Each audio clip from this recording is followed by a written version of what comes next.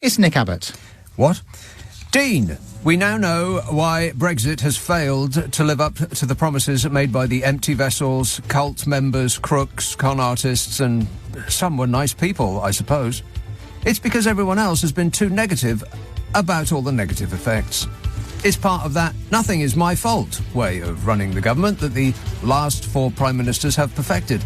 The new Tory slogan should be, "It weren't me." It's brief, it's 3 words long, and it rolls right off the tongue. And it's not got that sibilance of "stop the boats," which makes Fishy sound so silly when he says it. In other news, Nadine Dorries starts an investigation into why she hasn't been made a lady. This stuff just writes itself, you know. You don't have to make it funny. It's funny on arrival. On your radio, on Global Player, and Play LBC. leading Britain's conversation. This is LBC.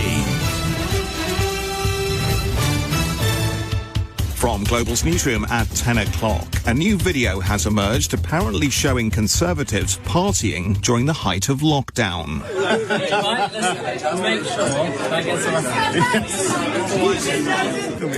In the footage, which was obtained by The Mirror and shot during December 2020, staff can be seen dancing and drinking together while lockdown rules were in effect.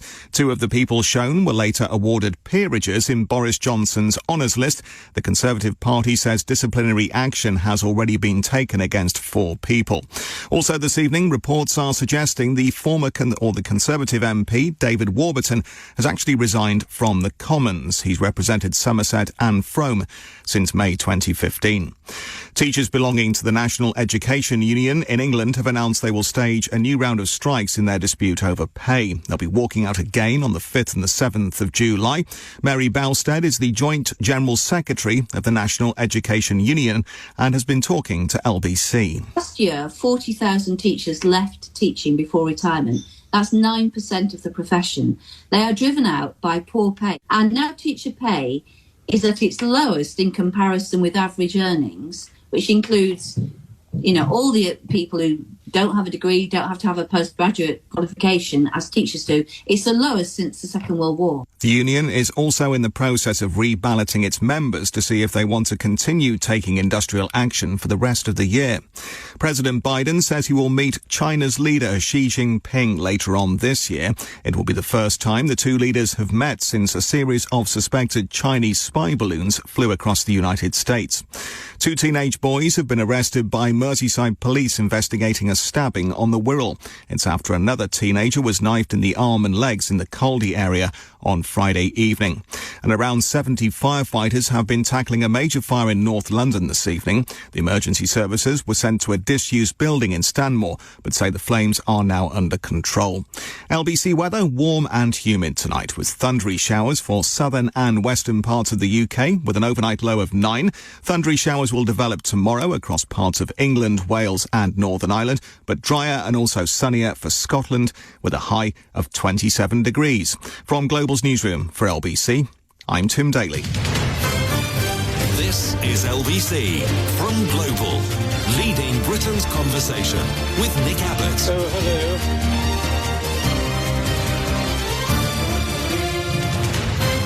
Well, let's get back to it. Can you believe it? They've had evidence of another one of those up-all-night business meetings.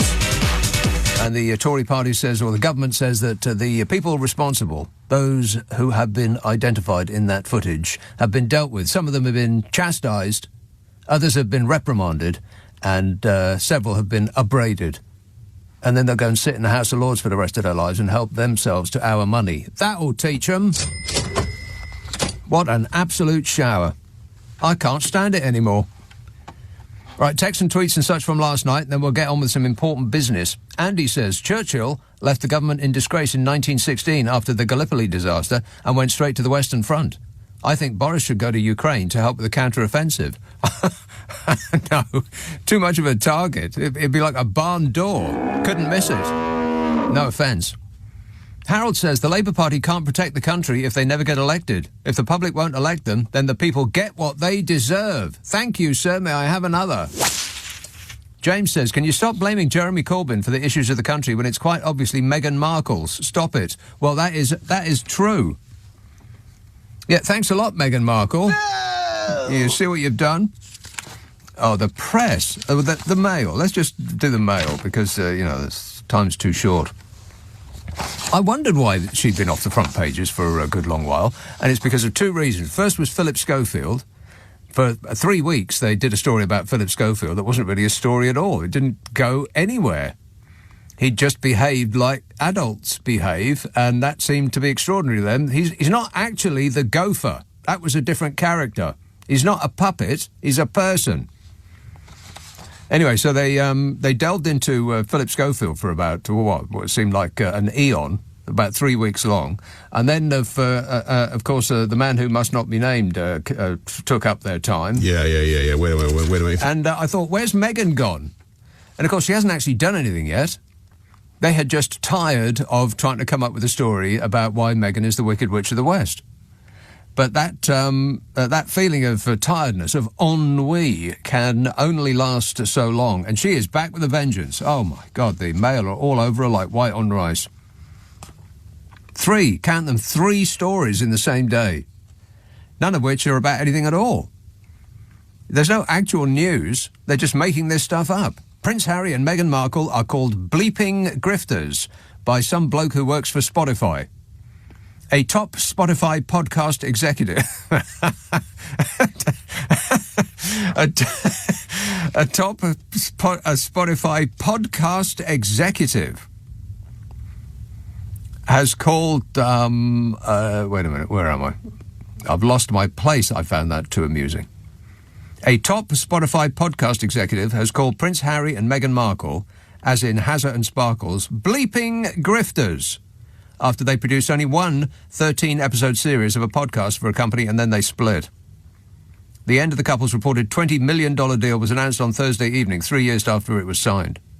Spotify and the Sussex's audio production company released a joint statement saying they have mutually agreed to part ways and are proud of the series that we made together. I thought it did boffo business. Didn't it debut at number 1? Bill Simmons, head of podcast innovation and monetization at Spotify, condemned the pair in an episode of his own podcast on Friday. The bleeping grifters, he said. That should be the name of the royal family. He said, that's the podcast that we should have launched with them. I've got to get drunk one night, he said, and tell you the story of the Zoom I had with Harry to try and help him with the podcast idea. It's one of my best stories. Well, that's debatable. So that's one story. Story 2. Money trouble in paradise. It costs a lot to fund a 9-bedroom Montecito mansion. All that security, all those court cases. As their big bucks Spotify deal comes to a sudden end, will Harry and Meghan be forced to rein in their plutocratic lifestyle? What, like living in castles and cottages and manors and estates and palaces, you mean? Like that? Like the royal family, you mean? They said it's hurricane season again at the Atlantic, but in faraway Montecito, the storm clouds are gathering over Prince Harry and Meghan's sunlit home and are looking a lot more concerning. Suddenly, a multi-million-pound shaped hole in the couple's finances imperils not just their oh-so-comfy California lifestyle, but threatens to undermine the model of their post-royal life, the one which they are not propped up by money from King Charles. Not from King Charles, from us. It's our money propped up. They're all propped up. It says, so how will Harry and Meghan live the billionaire lifestyle now the Spotify bubble has burst? And the other raw story is, Kate is gorgeous in green. Princess of Wales puts on an elegant display at Trooping the Colour and pays sweet tribute to Diana. Isn't she an absolute dream? And as to the Hazard and Sparkles now being on Skid Row, it does remain a mystery as to how they will be able to afford to heat and eat, because they'll only have the $103 million from Netflix, plus the $20 million from his book deal, and the $20 million from Spotify, and whatever Sparkles gets from repeats of the show Suits, and, shall we say, $150 million in total, without having to do another thing for the rest of their lives. It really is a tragedy. We should start a GoFundMe page. Pay whatever you can to this poor, struggling couple. Every penny counts.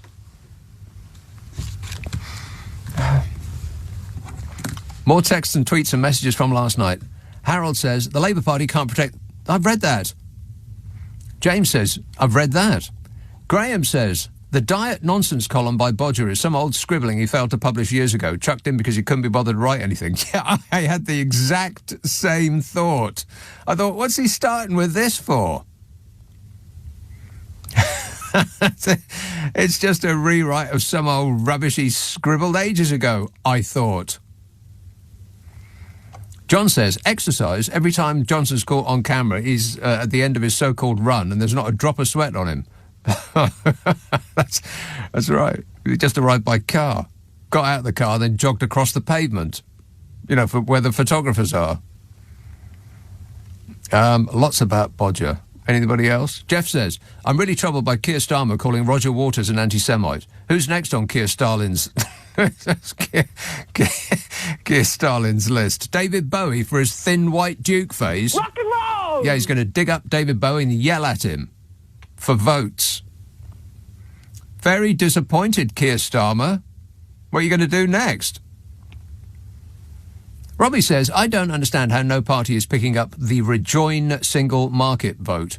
We were sold Brexit as a lie. Polling says the majority want to rejoin. We can clearly see and feel it is an utter failure. Rejoin or join the single market at least, and you have my vote, says Robbie. Duly noted, Robbie. Welcome to the majority. It's the will of the people. It's their number one priority. It's the country's number one priority. It's his number one priority, and he's gripping it. Mr. Speaker. I had a dream. Oh, maybe I shouldn't say this. I had a dream last night. It was really weird. Maybe I shouldn't say this, because it was just a bit bizarre. And if I say it out loud, it might come true. So I'm a bit concerned about that. It was about a certain person that's in the news who wanted to rebuke me in no uncertain fashion for making fun of him. I'll get into that later. Remind me. Kerry said, these are still tweets and such from last night. God, so many of them. How do these people get my number? Kerry says, how long must we wait for the Speaker of the House of Commons to demand that Fishy Rishi answers a question at PMQs? Persistent avoidance of an answer and the retaliatory slating of the opposition parties with completely erroneous points should merit a serious rebuke from someone with authority, like the Speaker. These pantomime sessions are the antithesis of a working democracy. Kerry is completely correct in every respect. Exactly. I don't think this current Speaker is up to snuff. He just doesn't seem to be very good at being Speaker. I mean, I know that the previous one had his issues, but at least he was A, authoritative, and B, entertaining. This bloke's neither of those two things. I say bring back John Bercow. Who's with me? Hands in the air. Keep them up while I count. What else we got? Did I miss some, or are these new ones at the top? I've just deleted the ones that you've read. Right, so these new ones at the top or at the bottom? Bottom new ones. Okay, still working down to it. Kerry says, read that one. Sanjay says, did you see Nadine Dorries moaning on TV about not getting a peerage and sulking like Bozo? Then she went on to say how she was the People's Princess of Liverpool, as she had been brought up in poverty and was an inspiration to the people of the city. Which the people of Liverpool said, get lost, you Johnson-loving sycophant. Sycophant. And he's written it S-I-C-K-O, new word, F-A-N. I think he means sycophant, but it works. And Susan says, did you see the Rod Stewart interview? He said, I'm a Boris fan. Oh, God, did he? Well, yeah, there's a certain type of old rocker that when they become worth £100 million, they ain't the same as they were when you started to fall in love with them. He said, also, I've had a lot of comebacks. Maybe Boris could ask me for advice. Okay, all right. So it's just another one of those things that I'm just going to have to ignore about Rod Stewart in order to continue to like his early music. One of the greatest vocalists that this country has ever produced. I mean, we've had so many of them. All, well, my favourites are all very, very gravelly, like Roger Chapman out of Family and Chapman Whitney Streetwalkers, one of the best. Rod Stewart fits in right there. That guy who did, the song by What's It? The guy from the band that did the song by What's It? I can't be any clearer than that, I'm sorry. 0345 6060 973. Wellington, John. Hello, Nick. How are you? Good, thanks. Excellent. And are you going to tell us a little bit later on about your dream? Well, maybe. It's probably not very wise of me to do it because it might actually make it happen, but it's possible. I'll think about it. Leave it with me. But you must remind me, though, because otherwise I'll forget. I will remind you. Is it about Johnson? Yes. Yes, it is. Oh, no. I know. Oh, God. I'll tell you what. I was ringing you up about him, actually, because we have chatted before about him. Right. And there's the similarities to the Alien storyline. The Alien storyline? Yeah, the original 1979 Alien film. And I said to you at one time that they should blow him out of the airlock. Oh, right. Well, yeah. I'm more with the Aliens when they said we should blast off and nuke the entire site from orbit. It's the only way to be sure. I think you're right, mostly. Yeah, mostly. Yeah. All right, got to go. Thanks, John. 0345 6060 973. Text 84850. Email nicka@lbc.co.uk. And if you're on Twitter, it's @LBC. Oh, I have an apology next. An apology coming right up. This is LBC. This is LBC with Nick Abbott. Call 0345 6060 973. Text 84850. Alexa, send a comment to LBC. You're joking. 0345 6060 973. Molly texts, never mind selling the water. This is about the conversation we were having last night. Never mind selling the water. What about the gas and the oil? Trillions of pounds in profit. Name a poor Middle Eastern country with oil. This country is £3 trillion in debt. We should be living in gleaming cities with billiard table roads and glistening hospitals. Molly's right. Yeah, we could be a country like Norway, for instance. Norway used its oil reserves to benefit the people of Norway. We used our oil reserves to benefit the people of Shell and BP and Exxon Mobil and all of those other people. We didn't get any money. We give them more money than they give us in tax. I think that's actually true. 0345 6060 973. And even if it isn't true, it doesn't prevent it from being a fact. Chingford. John. Oh, Nick, hi. Actually, yesterday you mentioned that things are better now than in the 70s. I mean, in some ways, respects, yeah, in some ways. I agree with you. Hello? Yeah. Hello? Yeah. Yes. Also, actually, something you mentioned earlier. Well, now, wait a minute. Back up. You agree with me, but in what way? In what way is life better now than in the 1970s to you personally? Well, no, it's not so much better now. I mean, Isn't that what you just said? I mean, the glorious age is never the present age. I mean, in the 70s, in the 70s, there were no food banks. There were no kids sleeping in doorways. I'm not sure that's true. You didn't have to wait years for routine surgery. Your rent didn't take up over half your salary. Yeah, that's probably true. You didn't have to take out a bank loan to buy a pint of it. It's really funny because in 1976, they one of the big breweries introduced a new premium beer at 30p a pint, and the drinking community went up in arms. They were sort of going, 30p a pint? How much?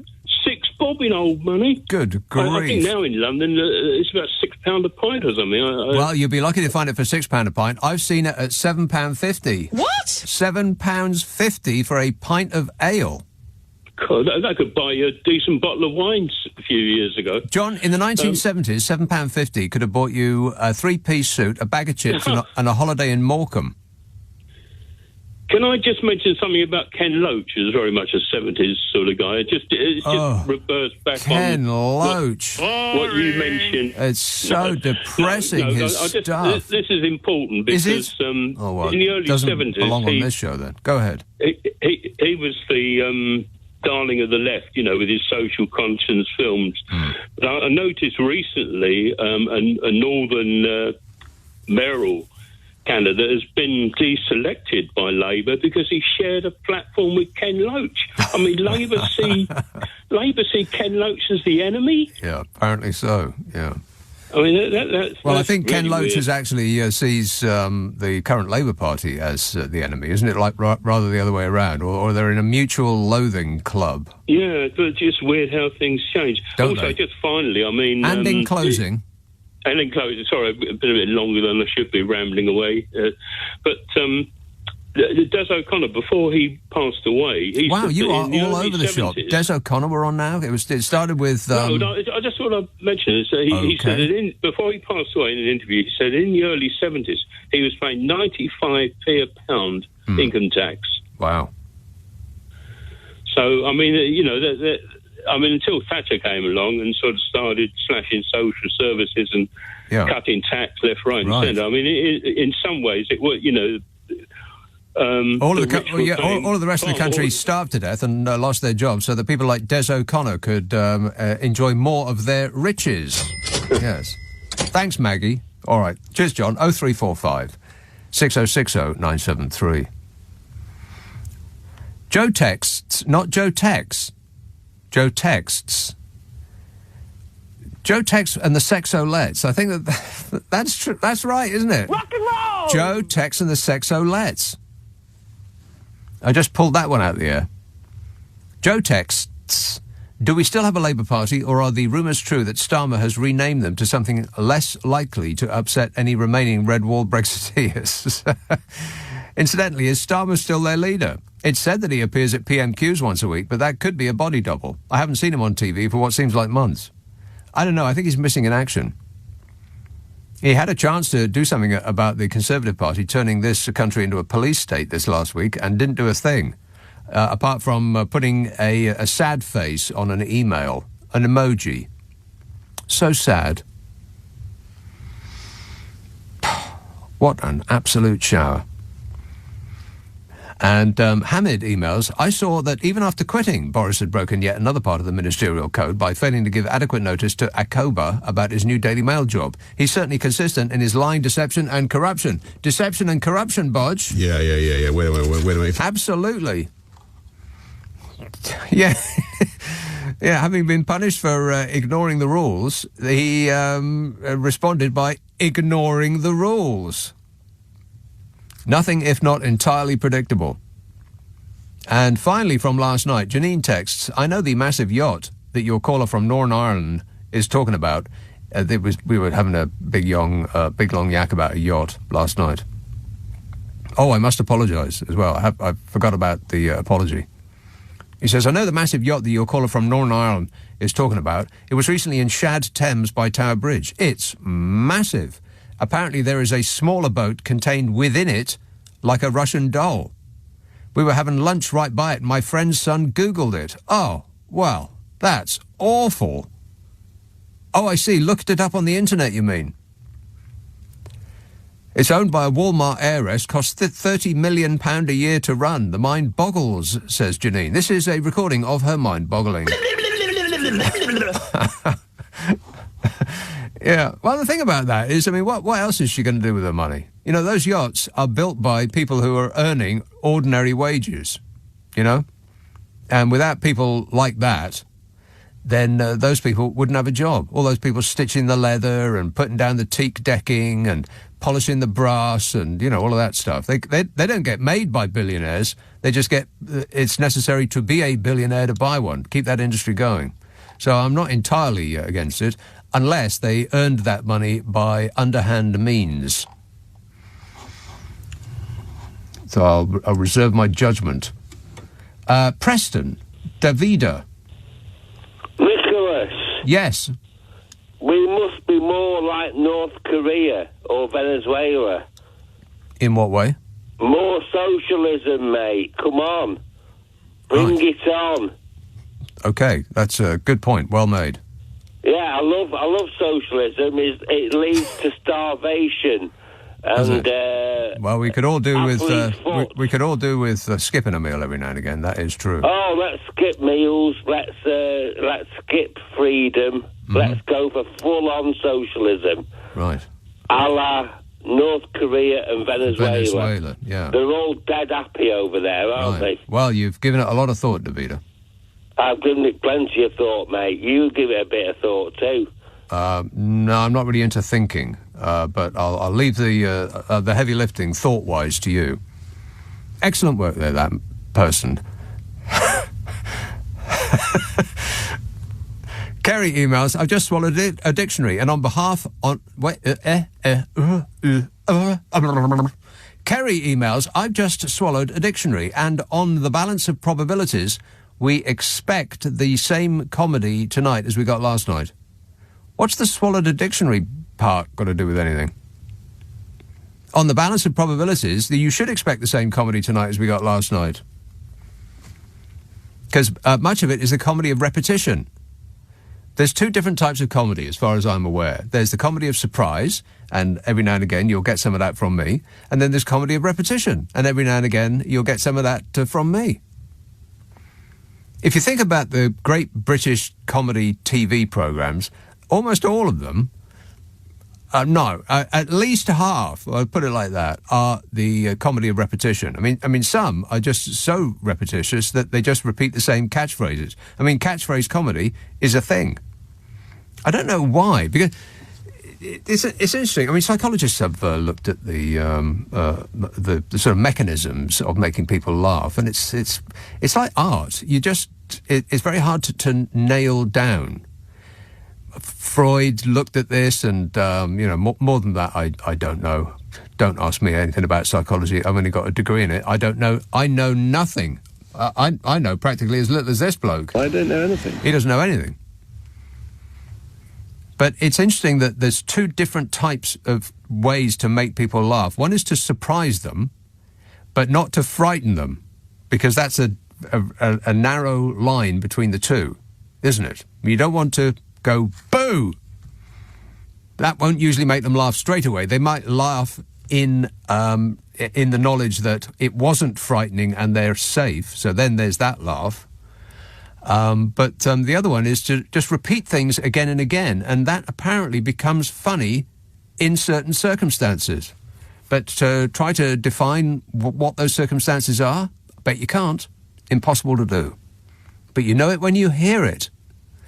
0345 6060 973, text 84850, email nick@lbc.co.uk. If you're on Twitter, it's @lbc. So two things to remind me. I've got the apology and my dream. Don't let me forget. Just past 10:30 on LBC, the news headlines with Tim Daly. This is LBC with Nick Abbott. Call 0345 6060 973. Tweet @LBC. Text 84850. Right, so what are we doing? I'm doing an apology, Carol. I have to apologise for last night's podcast, which has been screwed up royally. It's not my fault. It was like that when I got here. We are working on it night and day. It's our top priority. It's the country's number one priority. It's my number one priority. It's his number one priority. Up and down the country, and that will be our focus. Yes, you should grip it, Rishi. I'm gripping it. He is actually gripping it right now. Yeah, the podcast got screwed up, and it's not in the manner that it should be received gratefully by trying to think of another word for grateful, by a public, by you, specifically you. Yeah, so we're trying to sort that out, but it isn't in the manner that it should be. An adoring public. Yeah, there you go. That's the news from next door. Writing my script for me. But we're trying to figure it out. See, the idea is that we take the news and the ads, and most of the ads out, mostly, and then we squirt it up the internet. And it is available on Global Player, but there's not much point in me telling you about that now because it's not as it should be. If you want to hear it all screwed up, then charge to the internet right now because it's available as I speak. But if you want to wait a bit, then we'll do it. And when I say we, I don't mean me. I mean, somebody else. It's not, I've taken it down, he says. Right. Okay, so do we have an ETA? Message coming in from next door. Nothing. Nothing at all. Do we have an ETA? 139 a.m. When's that? 0139 a.m. As in 39 minutes past 1 in the morning. Can you wait that long? No. 0345 6060 973. Yeah, so very, very sorry about that. But like I said, the idea is that we take the news and most of the ads out. It's available on Global Player. Only on Global Player. If you have got one of them stupid smart speakers, then the magic phrase is play Nick Abbot, the Whole Show podcast. But it will shrug its digital shoulders and go, because it will play last week's, not this week's. Until it gets fixed at 1:39 a.m.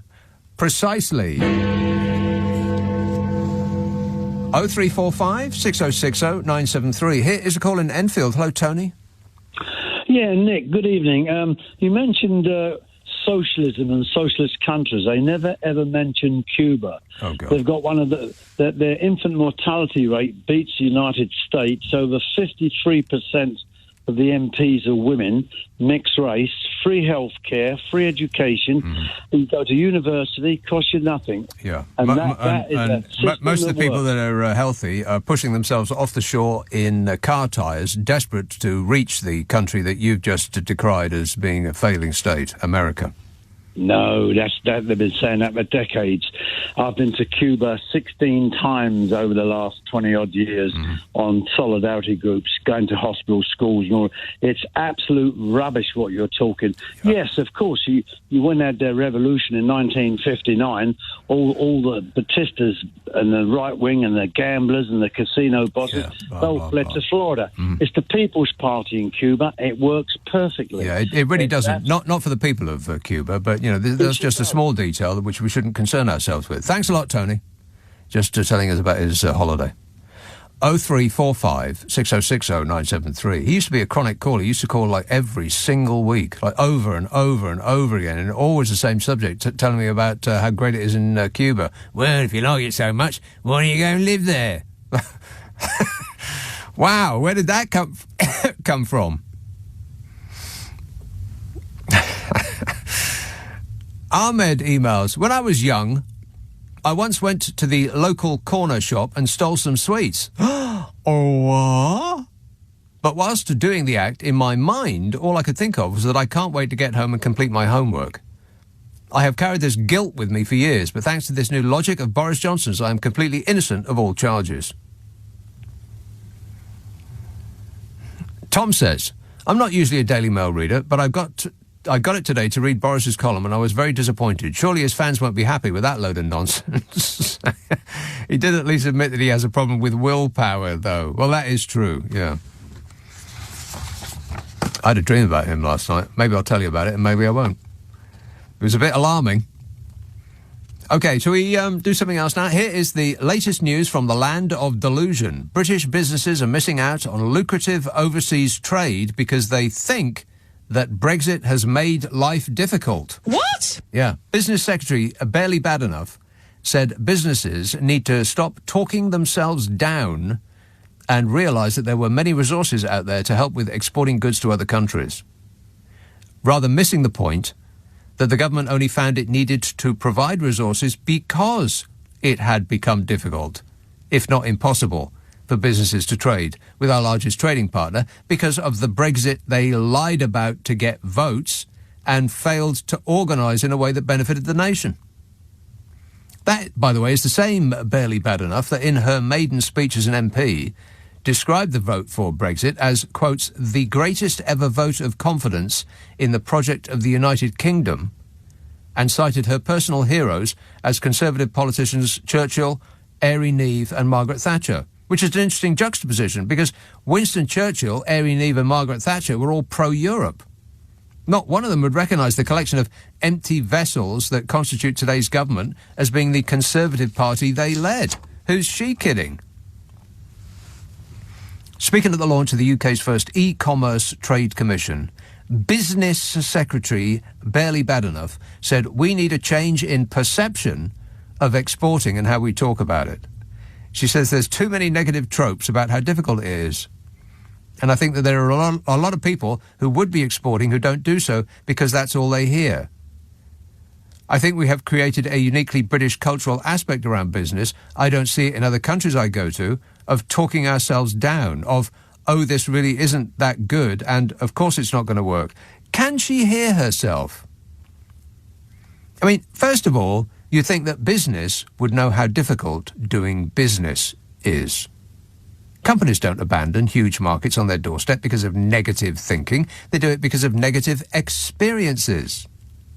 And second, she said, I think we've created a uniquely British cultural aspect around business. I don't see it in other countries I go to, of talking ourselves down. Well, is that perhaps because those other countries that she goes to haven't been dragged out of the biggest free trade market on earth that's right on their doorstep because of a tower of lies and false promises? Could that be why? The e-commerce task force that she's announcing aims to encourage 70,000 more British businesses to trade and export digitally within 2 years and help boost the economy by £9.3 billion, which is a lot of money.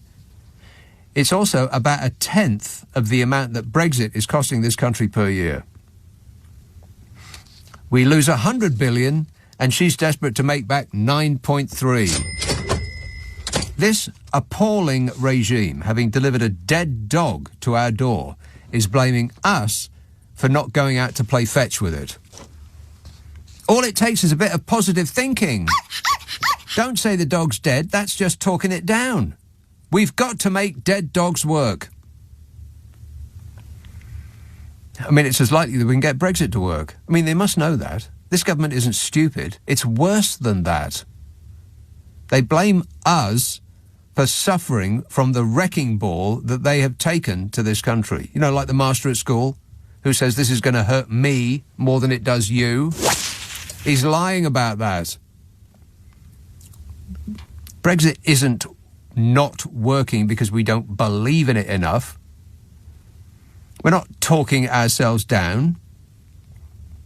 We're being driven by Smug and Blobby and the rest in that red bus, flying over the cliff. But we're only going to crash onto the rocks below, apparently, because us screaming passengers don't believe strongly enough that a bus can fly.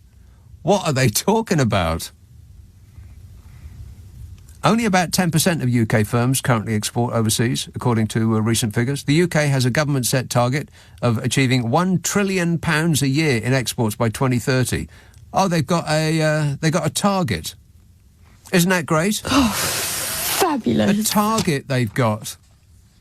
Shall we assume that that target can't be filled, along with everything else that Boris Johnson and the rest of them have ever said? And Rishi Sunak's many pronouncements? We'll stick it in the bin marked unbelievable. So that's what this new commission is going to do. Not trade with Europe. Horrible, smelly Europe. Right there, just a few miles away. No, not there. It's going to trade with other countries. The Commission is going to aim at the UK's small to medium firms to capitalise on recently signed post-Brexit trade deals, including those with Australia. You'd need a rocket ship to get further away. And that deal with Australia, by the way, that Bodger signed, that they jotted down on a napkin, is so bad for the businesses of this country that the Australians are openly laughing at us for having agreed to it. That's actually true. And as for this TPP, the Trans-Pacific Partnership, it's got 11 economies: Australia, Japan, Canada, Chile, Malaysia, Mexico, New Zealand, Peru, Singapore, Brunei and Vietnam. And Downing Street said if we trade with those countries, most of which I bet you couldn't point to on a map, then it will boost the British economy by 1.8 billion over the long term. You know, as opposed to the 100 billion a year we're losing because of Brexit. They take away 100 and give us back 1.8. I mean, talk about celebrating the small stuff. And we already had free trade agreements with 7 of those 11 countries. And our exports to all of them, put together, don't amount to what we trade with Germany alone. You know, but these are just facts. Exports are down, imports are down, red tape and the associated costs are a record high. Trade openness is down more than any other G7 country since Brexit. Investment is down 30% compared to before Brexit. The economy is worse than it has been predicted, an estimated 5.5% poorer. And if you don't think that that's very much, then open your door and I'll come in and take 5.5% of your stuff. And the freedom to make deals outside the EU has made zero difference to our predicament. Nothing at all. And the possibility of making changes to our regulations is non-existent, because if we do, then we'd have to make different products for us and another one for every other country on earth. Zero upside, massive and worsening downside. That's not talking the country down, that's relating the facts. But they can't handle the truth, so they witter on about positive thinking. It's beyond belief. They want us to do magic spells now. And here's an example of what it means to real companies who live in the real world, not some fantasy land that the government is trying to will into existence by using the power of positive thinking. Many UK businesses which import food products from the European Union... You like food, don't you? Many UK businesses which import food products from the EU... are going to have to pay a special Brexit tax. They could call it a moron tax. Absolutely. It's going to further drive up prices. What? Yeah, even more expensive. Particularly in smaller shops such as delis. These are under proposals set out by the government last week. They're doing this deliberately. As though things weren't expensive enough. They now plan to charge £43 per consignment of food coming in from abroad. This has been issued by the Department for Agriculture, Food and Rural Affairs and was described by a leading industry figure as the sting in the tail of a post-Brexit food inspection regime that was already fueling inflation. Our food inflation is 19%, and it's about to go up because of this. A bloke who is the director of the Cold Chain Federation, food people, Shane Brennan, he said, this government tax for importing food goods from Europe comes on top of the costs of vets and customs agents' fees, as well as increased supply chain costs, all arising from the post-Brexit realities of trying to service the UK. £43 doesn't sound like a lot, he says, but given that we import thousands of consignments of food goods through Dover every day, it amounts to a border tax costing the industry millions, which is going to cost you millions. They're just going to pass that costs right along. But you know what? You consumers will just have to think of higher costs as being lower costs. Positive thinking. And magically it will become so. It's all in the mind. And the really funny bit, which isn't funny at all, these extra costs that you're going to be paying for to make up for the border posts that the government built to check foods coming in and then didn't use because it would have caused empty shelves. So they built border posts with your money, they didn't use them, and they've now abandoned them, and now they're going to put £43 on the cost of a consignment of food to make up for the costs of the border posts they built and they didn't use, and you're paying for it. You paid to build them, and then now you're paying to dismantle them. I'm not making that up. That's actually true. DEFRA admits that. They said that it's planning the new charging regime in order to, quote, recover operating costs for government-run border control posts in England, many of which were built shortly after Brexit to conduct a regime of checks on goods that has never come into force. They screw up, they waste your money, and then they get you to pay for their incompetence. Yeah, or as Rishi Sunak would say, this government will have integrity at every level. Nick Abbot on LBC. Call 0345 6060 973. You're wondering what it's all about, and I can't tell you because I don't know myself. No, I don't know myself. Ollie says, OK, you might believe in the scamdemic, but I didn't. Boris had some cake and everyone go wild. What is wrong with everyone? Every single word of that has been misspelled, apart from in and but. You're an idiot, Ollie, and I mean that in kindness. 0345 6060 973. Vancouver. Hello, Nick. Oh, hi, Nick. I've spent a lifetime sort of trying to get kids that drink, and adults and kids that drink and do drugs and what have you, to change their behaviour and become better. What? Yes, yeah, I know, it's terrible. Now, one of the things you learn in psychology, as I'm sure you remember, is if you want people to improve, you don't constantly tell them how wonderful they are. You try to actually convince them that, you know, they've got some serious problems. Yes. And I see Brexit, the Brexiteers in the same light. You know, the UK, if they actually wanted the UK to improve, they have to admit that the UK isn't perfect and it isn't all the fault of the EU or the rest of the world. In fact, the reason that Britain doesn't have a particularly good native manufacturing industry, doesn't have a single tech company of scale, is because the UK is not that good at these things.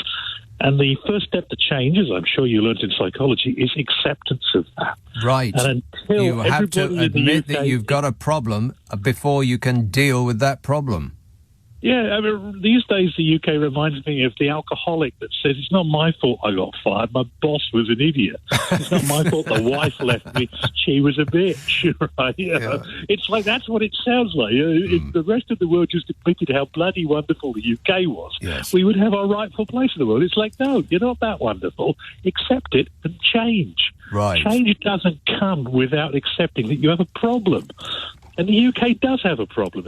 Every country does. You know, it's not just the UK.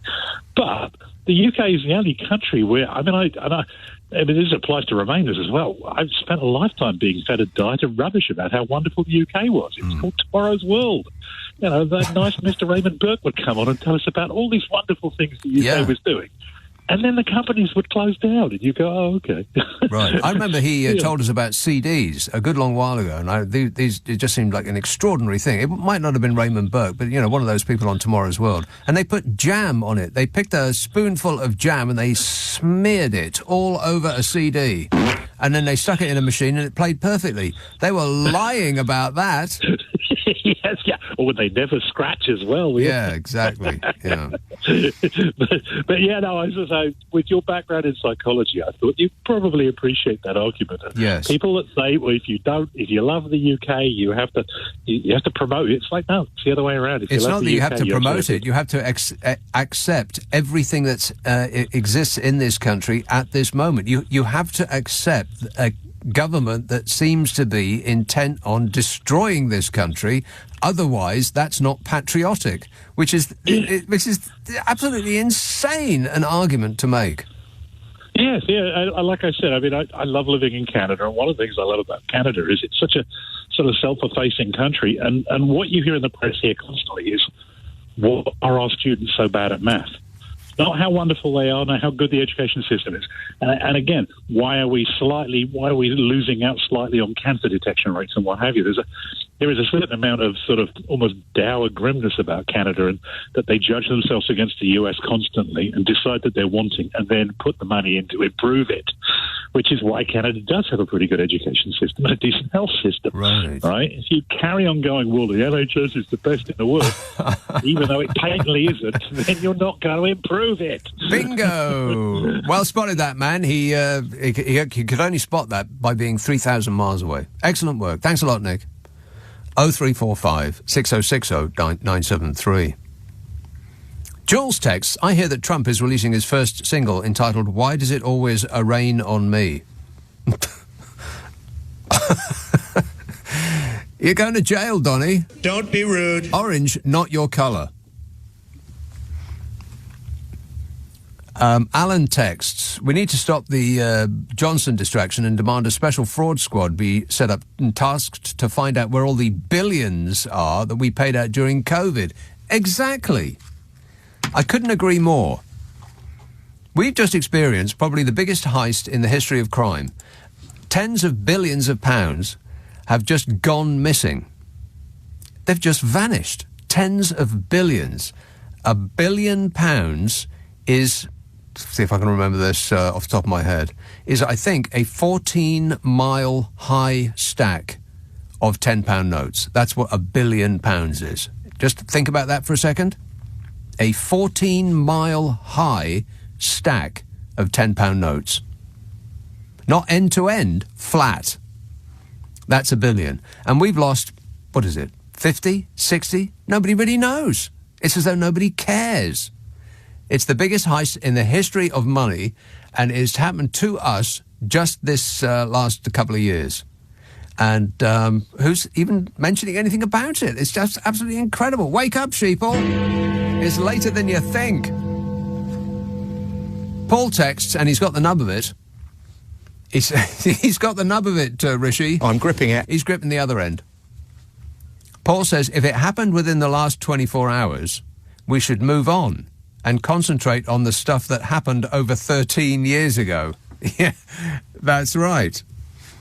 In other words, everything that's happening in this country now is all Labour's fault. That still seems to be the refrain. Amazing.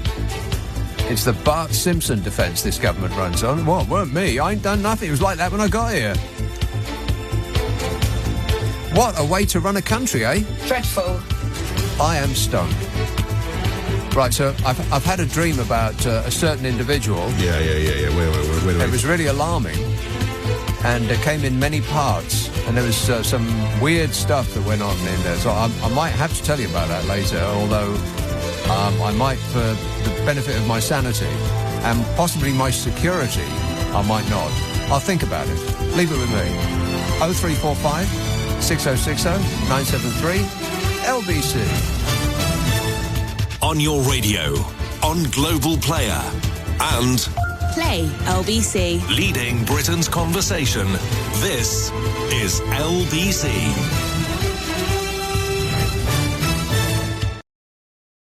I'm Tim Daly. This is LBC from Global, leading Britain's conversation with Nick Abbot. Yes, hello. I've been waiting for you. Hello. So they opened their big mouths and out came talk. Talk. 0345 6060 973.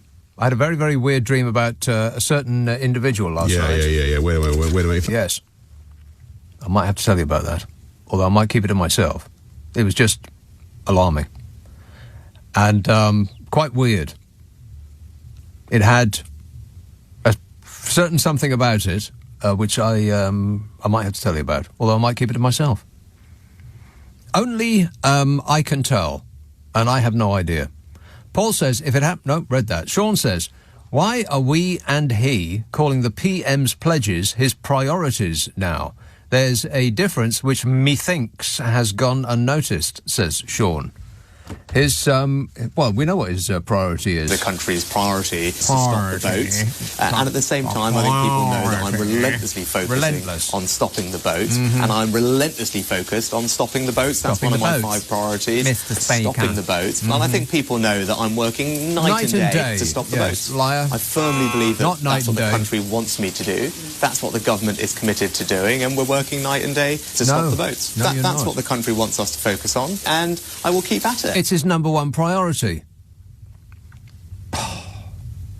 Absolute shower. Jim says, Nick, leave him alone. He did his best. Yeah, that can't be true. If it is, it's even worse than we thought. Adam says, the timing of the Partygate video leak is quite convenient, isn't it? Just when all the attention is on Bodger's nincompoopness. Nincompoopness? The great big greedy nincompoop. A video of a party attended by 2 people on his honours list is leaked. Says Adam. Well, what difference does it make about the timing?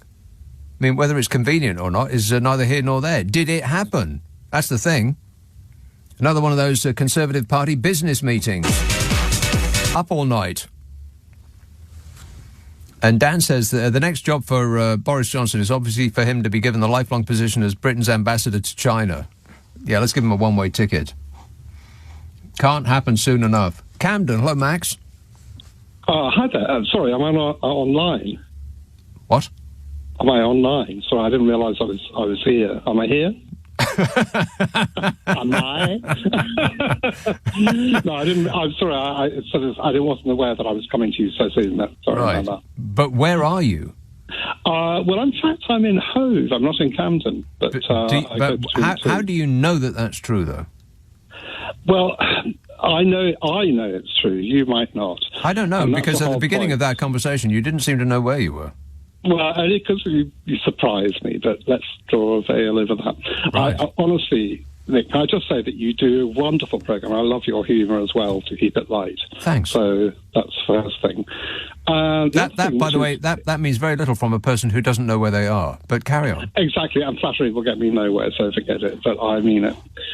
All I was going to say was this, that going to things like I get slightly nervous when I talk on would it help if I shout at you? Get on with it! Well, in fact, you did that once before, and I thought it was so funny. And you said, yes, but what's your point? And eventually I said my point, and that was it. Well, I'm looking forward to a point-hoving interview any moment now. Go ahead. It will be there. Everything that's happened with Boris Johnson and Brexit and with the government as it stands. My point is that I think that you can't be a victim, the public can't be a victim to that totally, because that's going to get absolutely nowhere. You have to say they voted for these things. In other words, they were completely duped by a rogue salesman. Yes. But it's worse than that, because they knew who he was. But they did. It's like the snake. Yeah, it's like the snake thing. You knew who I was before you let me in. I used to have Donald Trump saying that. I don't think they did, otherwise they wouldn't have voted. And that's very much of a savvy point of view to say they knew who he was. Okay. A lot of people didn't, and they were going on goodwill, and they were going on, well, things can't get any worse. So they did. How's that working out? Fabulous. Yeah, it got worse. Yeah, things couldn't get any worse, and then they did. But anyone who had any kind of sense or awareness of the detail and had a kind of intuition about Boris Johnson would have said the opposite. It wasn't going to get any better. Yes. But my point is this, that instead of kind of saying, oh, we've had a terrible time with the government, I think there should be a shift to go things forward of saying and finding a way of British public saying... I'm just going to take that out anyway. I thought about it for a second, and then I thought, because he half swore and then stopped himself, and I thought, shall I let that go? No. It took me a while then, Max. Now, I trust you not to do it again. I promise I won't. Okay, then. I promise I won't. But seriously, what I'm trying to say is that we were duped. We were completely duped. And Yes. I think the only way forward, like anyone in the kind of victim situation, which the public were, is to admit that we made a bad decision. It's a very, very hard thing to do, though, Max. It's a very hard... Hang on. It's a very hard thing to do, though, because it would be an admission that you were... that you were... I'm trying to think of a nice way of saying daft enough. Manipulable. Yes, and nobody wants to admit that because it's too much loss of face. Yes, but the only way to seem... If anyone says to you, OK, I was duped at that time, but I've learned from that, you respect them, don't you? You say, well, good for you. You won't do that again. But how many times in your life have you come across somebody who is willing to admit that they've been duped? I am. I know I have in relationships or whatever, different things, not necessarily in retail, but, everyone learns by a situation where they think, okay, I was sucked in and I realise now. And I think that's the way we should go forward, to say that the country was, yes, for whatever reasons, and analyse those reasons, which was to do with nostalgia, where we were going, and all this kind of thing as a country. We were duped. Yeah. And to accept that, we could be the strongest country in the world, because no other country admits that. Right. So we could be the smartest people in the world if only we admit that we've been stupid. Correct. Wow. Just blown my mind. All right. Thanks very much, Max, wherever you are. And as soon as you find out where you are, then you let me know straight away. All right. Cheers, mate. 0345 6060 973. Georgia texts, not sure about Keir Starmer, though. He's like eating a slice of toast without any butter on. Sam says, Sir Keir appearing to be taking Labour even further to the right. Is this a chance for the Greenies to get some sort of foothold? Groovy. The groovy Greenies. They've reached about, 4%, something like that, 4 or 5%? And they used to be the 1 or 2% party, so I suppose that is a progress, but it's not progress enough, particularly these days, particularly as Jenny Jones, out of the Greenies, was pretty much the only person who stood up for this entire country in an attempt to stop it from becoming a police state this last week. She and she alone. Keir Starmer could have done something about it. Did nothing. Sent a sad face emoji. That's pretty much exactly what they did. They tabled a motion of regret that this country has now become a police state, that essentially the police can do whatever they want to whomever they want at any time of their choosing. If they think that you are about to commit a crime or that you might think about committing a crime at some point in the future, then they can arrest you and put you in jail. And there's nothing you can do about it. That's where we are now. This is not Russia, not China, Great Britain. If you'd told people a couple of years ago that that's where we would be right now, then they wouldn't have believed you. If you'd told people that we would have had to get over a Liz Truss premiership to get here, then they thought you're out of your mind. Absolutely. Out of your mind. And it happened. Neil says, family were a great band. Roger Chapman was called the Electric Goat because of his voice. In My Own Time is a classic, he says. Rock and roll! Well, you want a classic, and it's the Red Card album by the Streetwalkers. Still one of my favourite albums of all time. The Chapman Whitney Streetwalkers. I got into them because they supported The Who on the Who Put the Boot In tour in 1976. I'm going to say 76. Hey, there's a Who concert from 1977 on the TV. I think it's either last night or tomorrow, something like that. Look it up on an internet near you. I'm sure it'll be on there somewhere. Trust me, or don't. Shadwell, Francis. Hello. Francis. It's this leaving the common market, as I know. It's a bit of an inconvenience, because in the old days you could just jump into your car or some other means and go abroad. But I was never a great fan of joining, and when they had that first referendum in 1975, I was too young to vote.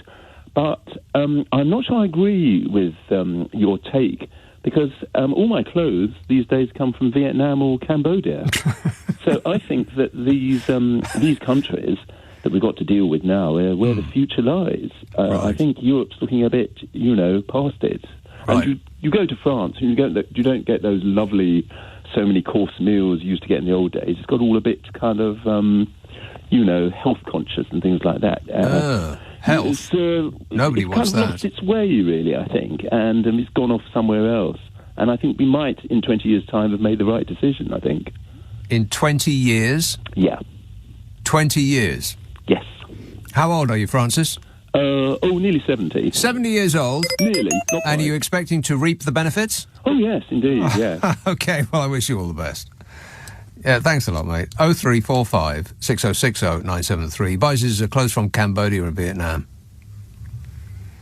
Well, why would anybody want to buy their clothes from France and Italy when they have the opportunity to buy them from Cambodia and Vietnam? I mean, that just makes sense, doesn't it? Claire says, Lindsay Hoyle reminds us of one of the Tetley Tea folk. I always imagine him with a little hairnet on for safety. A little hairnet on for safety reasons. I'm very disappointed with Lindsay Hoyle. This current speaker, I find disappointing. Neil says, family, read that one already. Tom says, I've heard you're a massive fan of Adele. Is that true? Negative. No. No, it is not true, Tom. Adele. I mean, every song's the blooming same. Starts quiet, and then for no reason whatsoever, about halfway through, she starts yelling. Usually about something to do with her boyfriend. Oh, for crying out loud. Thanks a lot, Adele. You've delighted us enough. Sail off into the sunset and take that ginger bloke who keeps writing songs about women's bodies, whatever his name is. You know, the guy from the Place who does the song about the thing. East Yorkshire. Hello, Mike.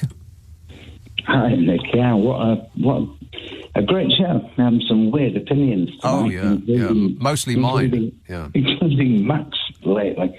But, I want to sort of challenge you a bit on this. You keep saying that some party or other should say that we should rejoin the single market customs union. Now, I come from a very Brexity part of Britain, and if you talk to Brexiters and you say, how's Brexit going? They say, terribly. Yes. And you say, did you vote the right way then? And they say, yes, absolutely. No, they don't. They do, and they say, it will come right. It's about sovereignty, and please. It'll all come right. Mike, that. When you say they, how many people are we talking about? The two people that you talk to down the pub. This is not a representative sample. No, not in the least. 20 or 30 people in the last 2 days. Yeah, right. I'm saying that... What are you, standing in the street with a clipboard? 20 or 30 people? I don't believe you. No, it's absolutely correct, Nick. And what they say... You've said this before. They have not yet given enough hope. Well, that's just delusion. That's not hope. That's delusion. It is, but they believe it. And any party... Well, some people believe in fairies. It doesn't make it true. No, of course it doesn't.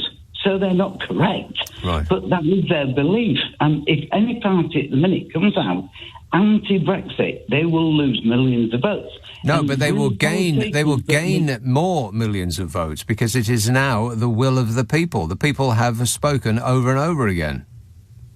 The people have spoken saying that Brexit is failing. Yes. They haven't said they want it reversed. Well, they have said that they want some sort of fix, and the fix is to rejoin the single market. That would be the quickest fix of all. You're right, but the way to get the votes, to get the power to do that, is not to go that way at the moment. It's to keep appeasing the deluded. What kind of a country is this? In the short term, yes. In 5 years or 10 years, they will agree that Brexit has been a failure and they were wrong. They will not admit it now. They are admitting it now. The majority of people went, yes, they are. The majority of people polled now admit that Brexit is a failure. There's no doubt about it. Yes, but they won't admit it was the wrong decision to vote for it. All right, well, to hell with them then. Why should the country be led by morons? Why do we have to appeal to the silliest of us? Because half the population have got an IQ above 100 and half haven't. And in order to win power, you need to appeal to both parts. Right. Okay. Well, the masses are asses. You're completely correct about that, Mike. All right, keep us updated. 0345 6060 973. Helen says you have to include Paul Rogers in your gravelly voiced list. Even recent footage shows him defying laws of vocal physics as a 70-year-old and sounding astonishing. Correct. Yes, Paul Rogers. Absolutely. And the guy that I was trying to think of was...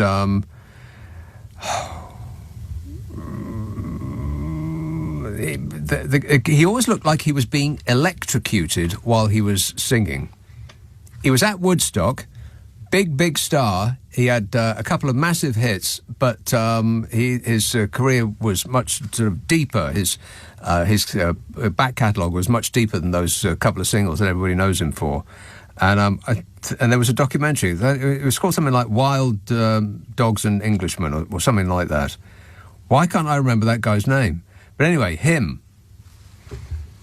I can't remember why we got onto this. It was Rod Stewart. I was disappointed with Rod Stewart's, politics. But, when you become worth £100 million, then you tend to vote Tory. That's just true. Helen says, no, read that. Chris says, Ken Loach, was he the man that directed the depressing film Kess? I'm not sure that film would be made today, says Chris. Well, he continues to make depressing films. I don't think I've seen a Ken Loach film since Kes.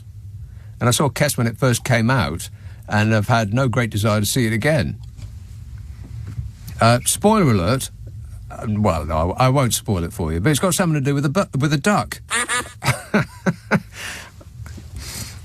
Yeah, boy falls in love with a duck. Very, very strange. Paul says, please can you play the Widdicombe, Farage and Bodger sound effects one after the other like a medley? I haven't got a Widdicombe sound effect. That's me doing it live, as in person. That's not actually her. I know, it's hard to tell the difference. LBC. Nick Abbott on LBC. Call 0345 6060 973. What we got here is a failure to communicate. Yeah, there was a gap there that you could have driven a bus through. Joe Cocker, correct. Joe Cocker. Finally we get there. Talking about the greatest gravelly voices in the history of British rock. Joe Cocker has to be right up there at the tip-toppermost. Sean says, all the demise started with decimal currency. we were all very happy prior to that. Well, that's just a fact. Tom Waits, ? Comes in from next door. Yeah, but he ain't British, though, is he? So you got that wrong. Incorrect. Think again. James texts, Davida should protest about it. Oh, no, you can't. That's right. Yeah, whatever it is you want to protest, you can't do it. You know that scene in The Wild Ones where the woman asks Marlon Brando, who's leaning on the jukebox, what are you protesting about? And he says, what do you got? Can't say that in this country now. That'll get you arrested. Mike says, sorry to correct you, but it was a group called Disco Tex and the Sex-Olettes, not Joe Tex. That's right. Disco Tex and the Sex-Olettes was an entirely different group. I can't remember what they did, but I remember Joe Tex saying, ain't gonna bump no more with no big fat woman. What? Yeah, it was different times. Different times, kids. 0345 6060 973. Ranjit, Oldbury. Sorry, mate, you okay? Yes, fine, thanks. Yeah, I want to just, what's it? Liz Truss. She started, what Trussonomics was it? What's the proper phrase for it? The proper phrase for Liz Truss's thinking on that score is... I'm genuinely unclear. She was genuinely unclear. Well, you know that Trussonomics where they say the money floats downwards, yeah? Right. Well, it doesn't though. It floats upwards. Only up. Yeah. Yeah. Okay. So I want to talk about the strike slightly now, yeah? You know now the consultants in the Health Service have decided that they're going to ballot for strike action. Okay? These lot have started culling people from the bottom. They started off with the immigrants, then they started off with the unemployed, then it was the working class, then it was the middle classes. Right? So soon now, they're going to get to the top of the tree. Who they're going to call next? I mean, they've tried it with the barristers, the teachers, the whole, where they're going to go next? Are they going to start culling each other now? Because I think that civil war has started in the Tory party as it is. Yeah, because they've run out of people they're going to call. What do you think about that? I don't know. Pass. What do you think about my theory anyway?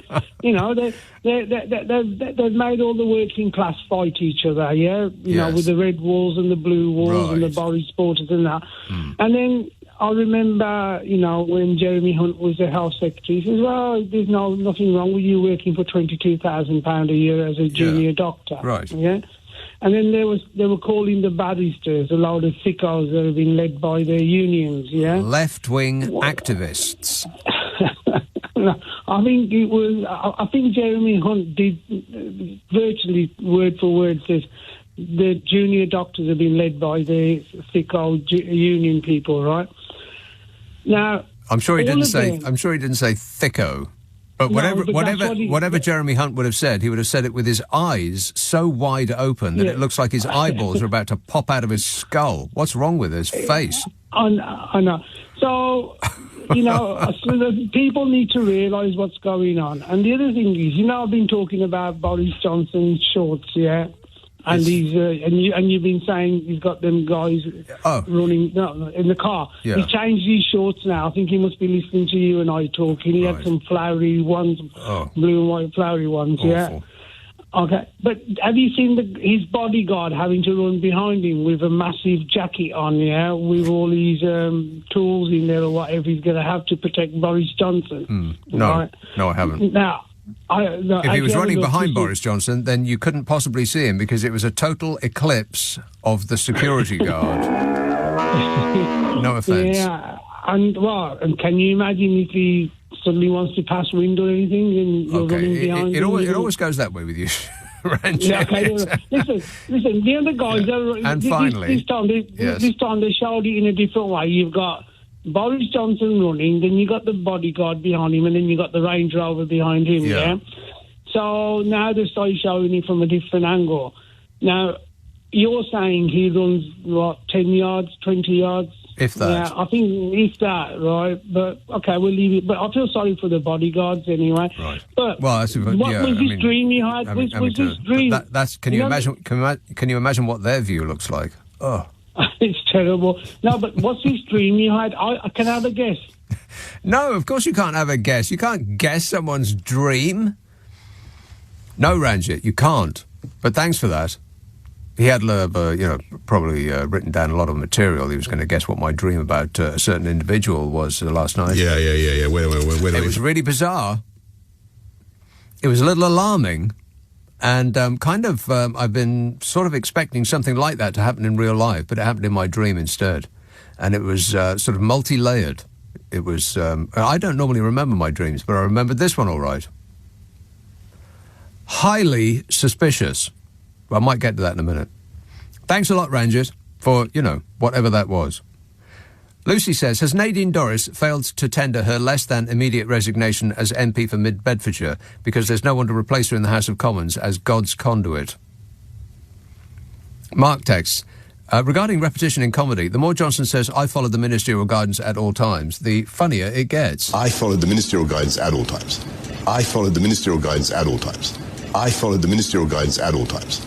I followed the ministerial guidance at all times. Debatable. 0345 6060 973. Text 84850. Email nicka@lbc.co.uk. If you're on Twitter, it's @LBC. Friday, Saturday, Sunday night at 10. Nick Abbot, LBC. It's 11:30. The news headlines with Tim Daly. Leading Britain's conversation. Nick Abbot. Alexa, send a comment to LBC. This is absolute tosh. 0345 6060 973. Sean texts, we all laugh at satire, but has it ever really altered thought? And that gave me pause to consider that for just a brief moment during that ad break, and I looked it up on the World Wide Web, and I got the following. Modern studies of the effects of political satire have shown that political satire has an influence on political participation. In fact, research has shown that an exposure to satire of a political nature evokes negative emotions, which consequently mobilises political participation. In other words, it gets people out to vote. Because they're hearing messages about things that they don't really want to hear, but if you can do it in an amusing way, then they will sit there and take it. Over and over and over again. Thank you, sir. May I have another? They say. On the other hand, other psychological research suggests that the opposite is true. So, I don't know. It doesn't really make no never mind, does it? 0345 6060 973. Voting should be the law in this country anyway. At moments of great import to the nation, it should be the law that everybody over the age of, shall we say, 16 gets to vote on pain of punishment. West Devon, hello, Rose. Oh, hello, Nick. Rose. Listen, well, you know, this is totally irrelevant, and yet I can make it relevant by saying that anything that gives hope is to be welcomed. Yes. It's about a migrant, but it's a bird.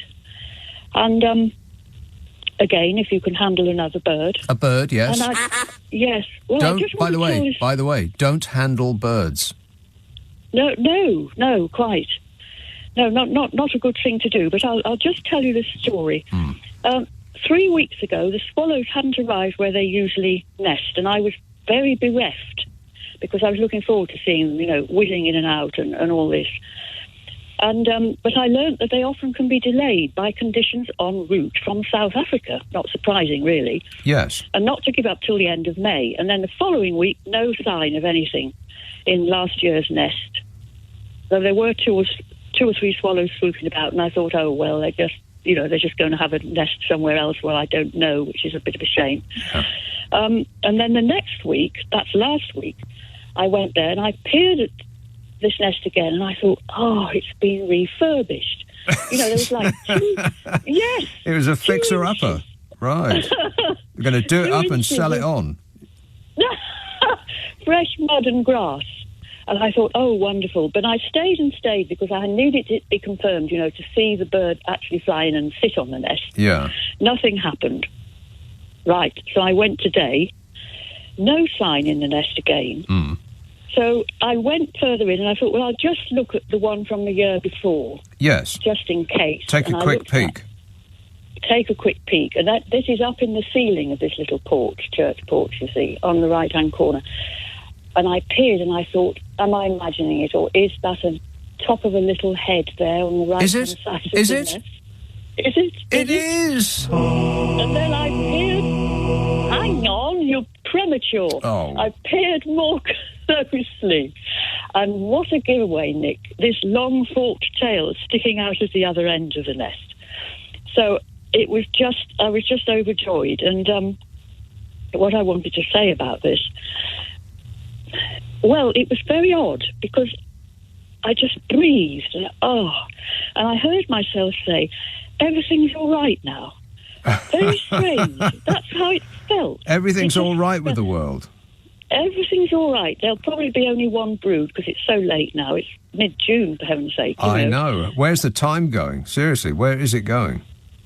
Yes, and then they'll be in and out feeding the chicks. And I can tell this young family who were sad that they weren't there that they will be able to see them again. So I don't know. It just felt great. And for the whole time I was there, wandering around other parts of the area, everything just felt all right. If you see what I mean. Well, no, I get it. It's order has been restored. You've received HAPPY-ness. Yes. I get it. Yes, so beautiful, so lovely.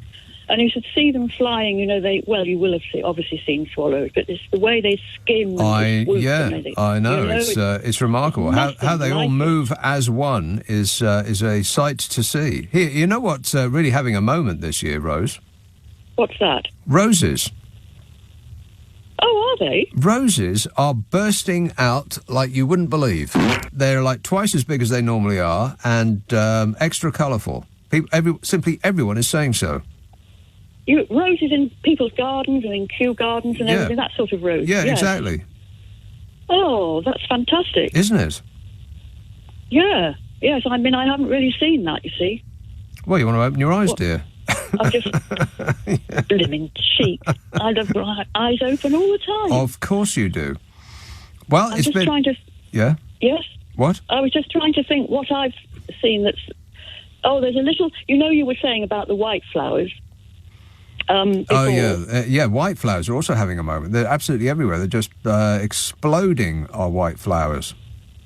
Yeah, and I was just thinking about that on this tour today. T-O-R, not T-O-U-R. T-O-R? Yeah, you were on a tour. The grass has been covered with these tiny little...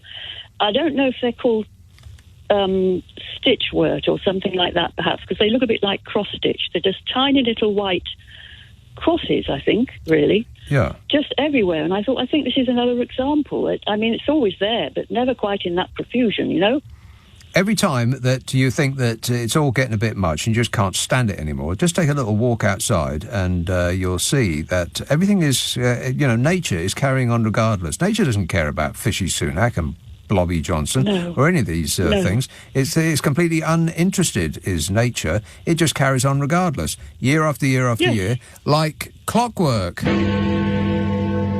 And there's great comfort to be taken in going and, subsuming yourself in all of that beauty and glory. Try it. You might like it.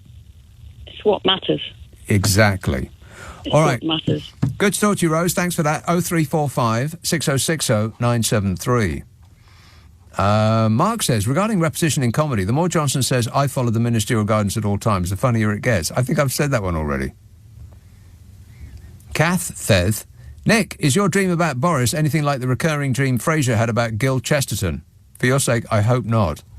Well, I mean, okay, I've seen Fraser, but I can't remember that. What was the dream that he had about Gil Chesterton? I don't know. How am I supposed to remember that? Right, let's have, who should we have next? Gosh, isn't it exciting? Kensington, Richard. Ah, yes. Hello. Hello. Yeah. What were you speaking about? Yeah. Hello? Is that a genuine question? Yeah, I can't remember what we were talking about. Okay, I'll put you on hold. 0345 6060 973. He's going to be on hold for a little while till he can remember what it was that we were talking about. And then we'll come back to him and see if he's still there. Martin says, whoa, Nick, Boris Johnson dishonestly made a false representation of Brexit to the country. As a consequence, Brexit is no longer legally binding, a Brexit bonus. John says, I think your Texas, T-E-X''S, Texas are getting themselves confused a little. Oh, I see, right. It was Disco Tex that wanted to dance with you and get dancing with his sexolettes. At the same time, it was Joe Tex who weren't going to dance no more with a big fat woman. A bit too sizist, perhaps. Well, it was of its era. I looked up the lyrics to that song, and it wouldn't pass muster these days. Disgusting. Absolutely not. And Hannah says, who's going to read Boris Johnson's Daily Fail column? Right, let's go back to Richard, see if he knows where he is yet. Hello, Richard. Hello. Right. No, the whole thing is absolutely getting out of control, I feel, with the stupid electric cars and the government wanting to force people to have them so they can make more profit out of it. And you think the government is trying to force people to have electric cars? Yeah. And what makes you think that? Well, it's the way they're advertised and the way my neighbors, for example. Well, when are you going to get an electric car? I want a damn Chevy. I don't want a stupid electric car. A Chevy in this country? What are you going to do? Drive it to the levee? Well, funnily enough, I used to have a Ferrari 308 here, and that was wicked. That was before all this nonsense. Right. And what happened to it? You lost your license and now you can't drive? No, I sold it. Right. Yeah. And I bought a Lamborghini. What, a tractor? Okay, thanks a lot, mate. 0345 6060 973. Drives a tractor now. It's a big come down from a Ferrari, but, never mind. Mark says, there's a picture in The Guardian online which shows Bojo waving while jogging. Arc at his barnet and tell me, does his head look like a balloon with shredded wheat sprinkled all over it? Paul says, was Rees-Mogg wearing a double-breasted suit of armour in your dream? He always wears a double-breasted suit of armour, as though to protect himself. Heavy wool in summer. What is that man like? Nobody should pay attention to a word he says. My view. It should not be interesting to anyone. He's been wrong about everything. We could have cheaper food, clothing and footwear straight away. Straight away we can have cheaper food, clothing and footwear straight away. Trust me, because I talk like this. Painful. This country is being run by people like that. Can you believe that? No. It is true. Incredible. It's our fault, too. That is also true. It's all our fault. All of it. Well, not my fault, obviously, but, certain individuals. You know who you are. 0345 6060 973. Rob says, what's happened to the investigation of the bra lady and the, et cetera and so on? I don't know. I'm expecting absolutely nothing at all. I want an investigation into where all of our money went. I mean, and that, by the way, is a small beer compared to all of the rest of it. I mean, it's tens of billions of pounds that just disappeared from this country. Where's it gone? Is anybody even remotely interested? Are the police looking into it? Or are they more concerned about people gluing their faces to the roads? Don't glue your face to the road. Your beautiful face. 0345 6060 973. Text 84850. Email nick@lbc.co.uk. If you're on Twitter, it's at LBC. Friday, Saturday, Sunday night at 10. Nick Abbott, LBC. This is LBC with Nick Abbott. Call 0345 6060 973. Tweet at LBC. Text 84850. Okie dokie. 0345 6060 973. Die texts, the gaslighting that we've been getting since 1066 has now been lit and turned into a flamethrower to sweep us away and make room for the robots, he said. It's the incoming AI. Affirmative. Going to do for us all. Let's have a call in Bodmin. Malcolm. Nick, how are you? Great, mate. Couple of fantastic stories for you tonight. Oh, yes. Would you like to lie down on the couch there in the corner of your room? No. Okay. Well, your dream. Were you wearing a fantastic Christmas sweater and dancing with a lady in a red dress? Because if you were, it's been videoed and it premiered on Sky tonight. Well, isn't that the video to Chris Rea's song that comes out at Christmas? I'm pretty sure it is. I don't know. Yeah, I don't know. I think it's a Chris Rea video, yeah.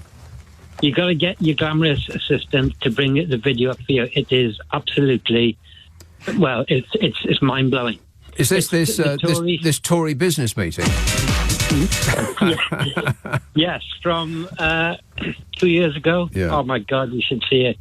Right. The other two. I mean, I don't mean that to sound. I don't mean for this to sound offensive, but conservative members of the Conservative Party dancing is. I mean, just the very idea of it is indisputably amusing. It's even more than amusing. It's absolutely hilarious. Right. The other thing, Nick, a few weeks ago, I raised it with you that I had a funny feeling that the King was trolling the Tories. Well, there's a story in the Times tomorrow, I think, and Prince William has vowed that he is going to end homelessness. Well, he's going... Right. Well, he's going to open up one of his castles, is he? No. He is going to build homes, social housing, on his land. Now, either he's got a bank of brownfield land, or he's going to troll the Tories even more, and he's going to build on some of his green fields. But you're talking about Prince William. Prince William has vowed. It's in the Times front page. He's vowed to end homelessness. Yeah, right. And sure. And the third story, and I think it's Monday, is going to take us all back to 2018 and the comedy farce that was Parliament and all those votes from the opposition to block no-deal Brexit, because Rishi Sunak has said that, one, it's a one-line whip, so the Tories get a vote. There's going to be a vote for definite, and he's allowing his MPs to vote as they want. But the thing which makes this absolutely fantastic is that it seems that not many Tories are going to show up because they don't want to vote against Boris because they fear their home constituencies are going to punish them and deselect them. Yeah, I think it's actually more embarrassing than that. I think that they're not going to show up and vote, they're not going to show up and vote for Boris Johnson, because that would make it clear how few supporters he actually has. That's why he doesn't want them to go and vote for him. He said, don't bother, because, we're just raking up old material there, just keeping this old story going. But the reason he doesn't want them to go and vote for him, I suspect, is because there's too few of them, and it would be an embarrassingly small number. But the mistake he's made, Nick, is, and I don't know whether the best thing a Sunak could do would be to have a 3-line whip and make them... the thing is, to hold Labour back, because if they do not vote in Parliament on Monday, it gives the Labour Party a free hand to inflict any punishment they want on Johnson, because all the Labour Party, all the Lib Dems, all the other opposition parties are going to maximise the punishment on Johnson. And if the Tories stay away, it's absolutely limitless what Labour will impose on Johnson. Right. And that will only end... They'll give him a blindfold and a cigarette. Yeah, and that will end in only one way, and that's in tears for Sunak, I think. OK. Well, we'll find out when we get there. Excellent work there, Malcolm. Thanks for that. 0345 6060 973. Peter says, you know as much as I do that Cuba would be an exceptional economy if it wasn't for the trade embargo by the US. The US is terrified of having a successful communist country on its doorstep. Its people might start to demand similar social services as the Cuban people have, top doctors when they need them, top educational services, top research scientists, etc. and so on, says Peter. Well, I don't know that any more than you do, Peter. And many of the people that are in jail for having protested against the government in Cuba might disagree with that as well. No, but that's just a small issue, that if you disagree with the government in Cuba, then you go to jail. Just a small issue for which only concerns those people who are, in jail. Sam Batch, hello, John. Oh, hi. Hi, are you there? Yes, John. Hello, are you there? Are you there? Yeah. Hello? Hello? Don't go, yes? You don't go down there. Don't go down there with that one. I'm here. I listen to a lot of the contributors from Lancashire and Yorkshire. Mm-hmm. Are you all right, John? Let me just ask you this. Are you okay? Everything going well where you are? Yeah, I'm okay. I just got the phone piece wrong. I listen to the contributors from Yorkshire and Lancashire. Yeah. And I think to myself, you lot are thick as a brick. I mean, you've got things to put forward, but I mean, it's the same old stuff. Right. Well, you certainly haven't given this a lot of thought, John. And as soon as you become less refreshed, let me know. Booze. but thanks for whatever that was. 0345 6060 973. He's just picking fights with, counties. Entire counties he's picking fights with. Are you looking at me? He's saying. To whole counties. Frank says, I can't believe it's taken all this time to work out that Johnson is a professional confidence trickster. The Conservatives saw him as a useful liar, very handy for filling the pockets of the Tory backhand gang. And Dave says, I watched the Trooping of the Colour today, and I'm sure that King Charles' bearskin was slipping over his forehead. He didn't have a bearskin on, did he? Of course he didn't. What are you talking about? King Charles didn't have a bearskin on. I didn't see it. I mean, I'm just not really bothered. People clip-clopping up and down, and there's some yelling, and, so what?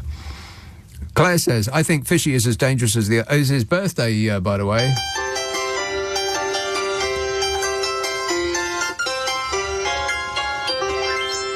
Is it his actual birthday or his other birthday? Does he get another birthday as well? I mean, I know that the Queen got 2 birthdays. Does he get a birthday as well? And another birthday? Which birthday was it? Anybody have any idea? Claire says, I think that Fishy is as dangerous as the others. The immigration bill and the police bill have come in under his watch. Yes, restricting our freedoms is his top priority. Under my leadership, the government's priorities are your priorities.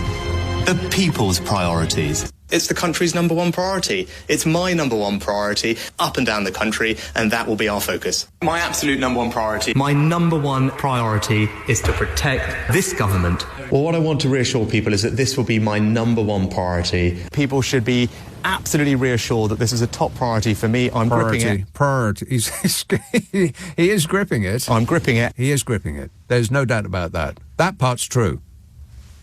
It's his number one priority.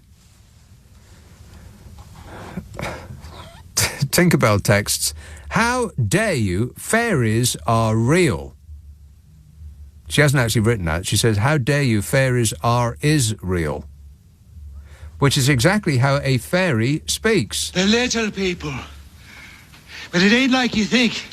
It ain't leprechauns, don't you see? It's little men from Mars or somewhere. And it ain't a toadstool they're under. It's a spaceship. Which makes as much sense as anything else that's happened this year. Rick says, people vote Tory because they do so much for the people. People say Labour should do something for the people. What have the people ever done for Labour? That's Rick. Right. OK. And Gordon says, what about the knighthoods for Stephen Frears? My Beautiful Laundrette was such an important movie. It was the first feature film about laundrettes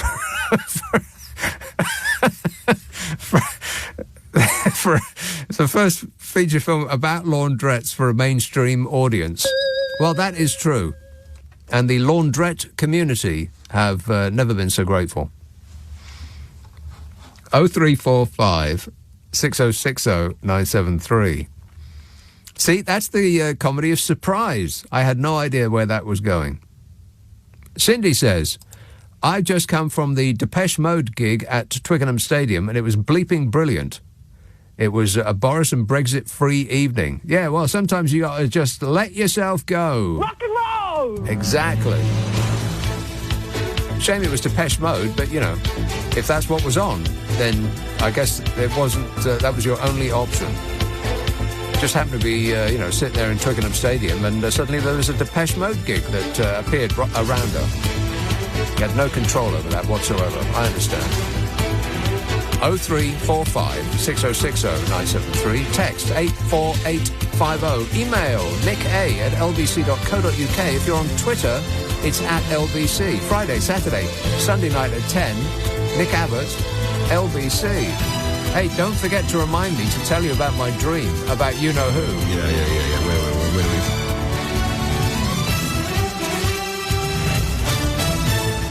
On your radio, on Global Player, and Play LBC. Leading Britain's conversation. This is LBC.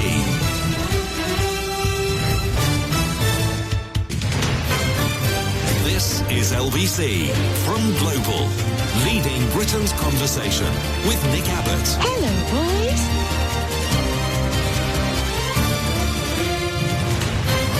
Anybody care what this guy thinks? No! Never mind about that. Ukraine should do a fundraiser for us. It should be your top priority, Fishy. It's the country's number one priority. Yeah, never mind about repairing Ukraine's crumbling economy. What about ours? Not that I'm selfish or anything. You know me. Dan says, did you just do an impression of Anne Widdecombe? Maybe. He says, I know that sound anywhere. I'm still reeling from the fact that she was my MEP. Well, that's not my fault, Dan. That's probably your fault.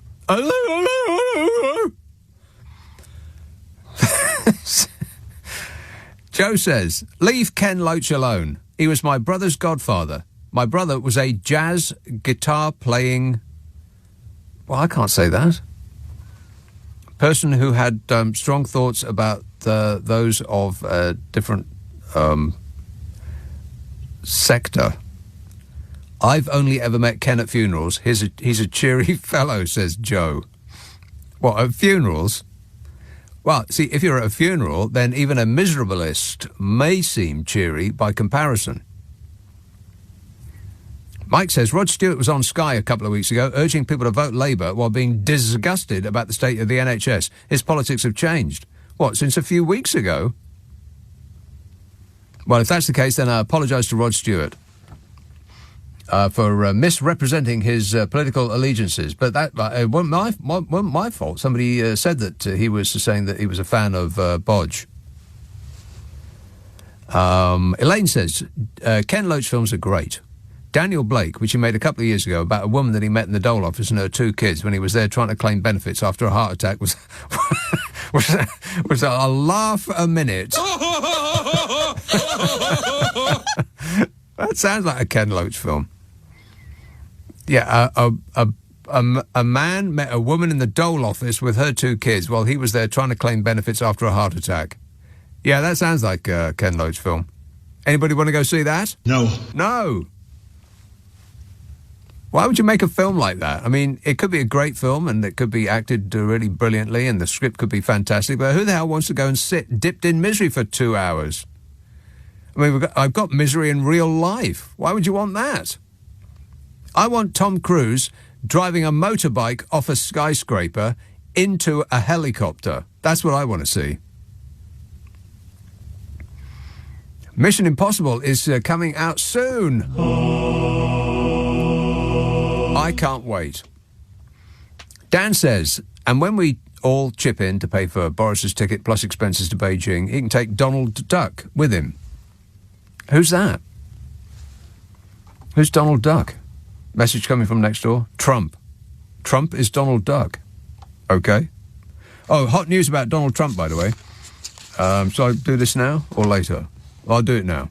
Donald Trump is likely to face further criminal charges, this time under anti-racketeering laws, originally enacted to prosecute mafia gangsters. Absolutely. His appearance in a Miami federal criminal court this week may be followed by another first for a former president, charges under the Racketeer Influenced and Corrupt Organizations Laws, or RICO, as it's called. This is in Georgia.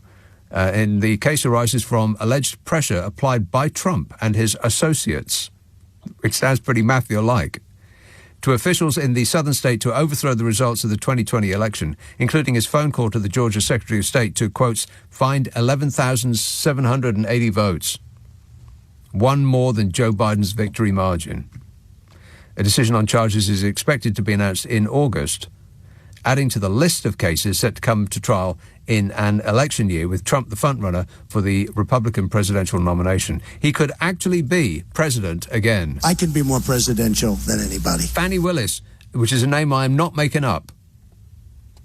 Fannie Willis, the district attorney from Atlanta investigating Donald Trump, said that her investigation includes potential solicitation of election fraud, the making of false statements to state and local government bodies, conspiracy, racketeering, violation of oath of office, and any involvement in violence or threats related to the elections administration. But apart from that, what's he done? Everything that I've done is 100% proper. That's what I do, is I do things proper. Trump, 77, has consistently denied any wrongdoing in Georgia and frequently refers to his hour-long taped conversation with the Republican Secretary of State in Georgia, the one he allegedly asked for to find those 11,780 votes. He described it as a perfect call. Of course he did. It was totally perfect. Nobody ever made such a perfect call. Everybody says so. Believe me. Believe me. Believe me. Believe me. Believe me. Believe me. Believe me. Believe me. Okay. He denied all 37 criminal charges in Miami this week. 37. This is over the alleged illegal retention of classified documents and obstruction of justice. But never mind about that. It's even worse than that. And it's funnier than that, too. Did you hear what happened when he went to a restaurant? Priceless. Well, I'll get to that in a while. Remind me. 0345 6060 973. Let's have Hertfordshire. John. Hi. Yes, John. Well, you're probably not going to like this. I just heard you talking about that text from Twickenham. I've been there too this evening. Ah. Yeah, I saw Depeche Mode too. How were they? They were good. They were very good. They were alive as well. Yes. Yeah, nobody can quite believe it. They survived. How did that happen? Yeah, exactly. But look, I wanted to tell you that jumping in my car and heading home, as I'm doing now, to put the radio on and hear your voice was just music to my ears as well. Wow, what kind of music?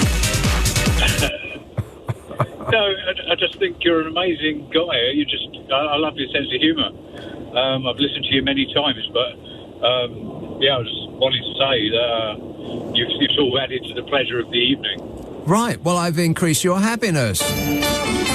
I'm glad to have done it. Thanks a lot, John, and I wish you all the best. Cheers, mate. Don't phone call while you're driving. Very, very bad indeed. Don't do that. Of course, he might not actually be driving. He might be, in the passenger seat. But that's okay. If you're in the passenger seat, just don't drive while making a phone call. Pull over to the side of the road. Or if you're in, one of them smart cars, just put it on autopilot. What could possibly go wrong? Sean says, we should always remember Duncan's line from Macbeth. There is no art to find the mind's construction in the face. What? That's my reaction to almost all Shakespeare. It's like, what the hell is this bloke talking about? I could not stand Shakespeare. I mean, I just couldn't stand it. I couldn't stand reading it because half of the page was taken up with notes that you had to look down to figure out what the hell it was that you just read in the main part of the text. Why can't he speak English? I thought.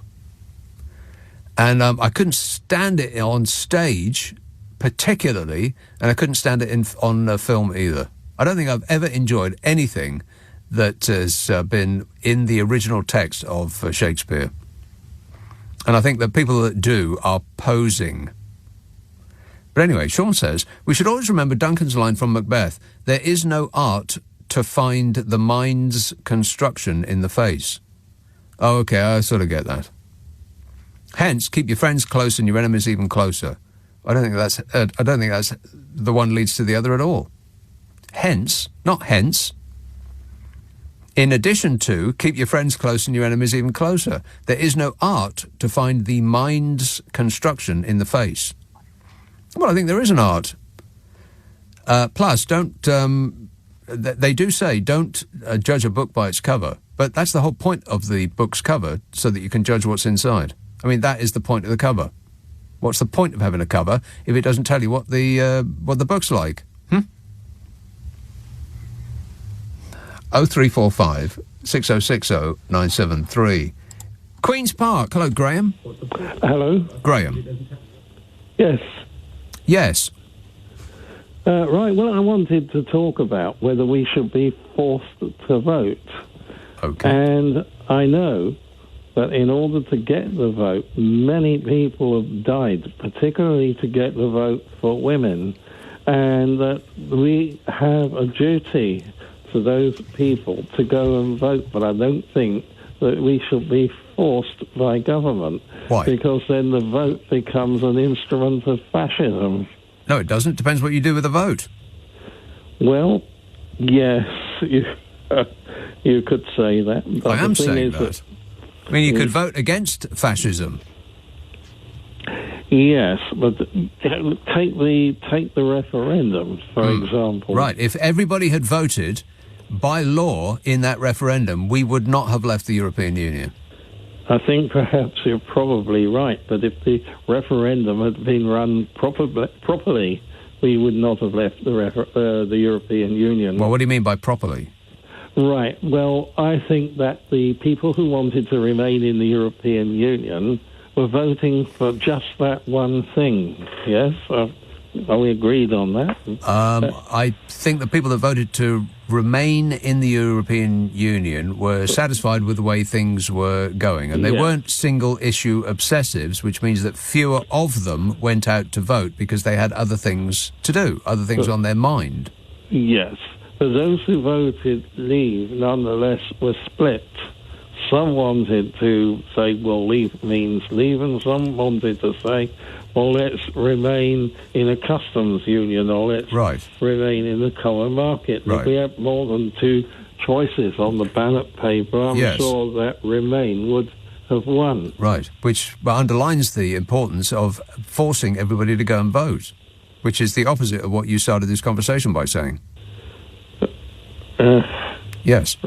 Right, so should I stand corrected? Oh. No, Graham, you can see me after class and I will deal with you accordingly. Thanks a lot, mate. 0345 6060 973. You are getting extra homework this weekend. Oh, but sir... Shut up. Adrian says, Adrian says, our loss of mobility due to Brexit affects millions. Did Brexit voters know this would mean a maximum of 90 days in each 180 visiting Schengen? Do they regret that, and will Labour do anything? Neither do they regret it, Adrian, or understand what it is that you just said. Claire, if that's clear, you're welcome. Claire says, is Johnson having a leaving party? He's having a leaving business meeting. Yeah, they'll be scraping the vomit off the walls for days. 0345 6060 973. You know what? I wasn't going to mention Boris Johnson at all this evening, but people keep calling and texting him about him over and over and over again. Why can't you people just leave him alone? I heard that he was doing his best. Now, hey, we do podcasts here, and I do one with Carol McGiffin. Oh, right, yeah. You know, the idea is that Carol McGiffin and I try to solve people's problems. It does cause us to laugh our faces off, but not necessarily at the people that have told us what their problem is. And every now and again, we do come up with a zinger. We come up with an actual real-life solution to people's problems. Sometimes. Not always, but sometimes. Not even mostly, but occasionally. But if you wish to be amused, then I think it'll be right up your alley. It's called What's Your Problem with Nick and Carol. And we've done the one that's coming out on Monday. They always come out on Monday. It's about an hour long. And there must be 150 of them up there at the moment. I mean, we've done so many, which is extraordinary, because you would think that we'd have killed each other by now. But we haven't. Everything works in perfect harmony.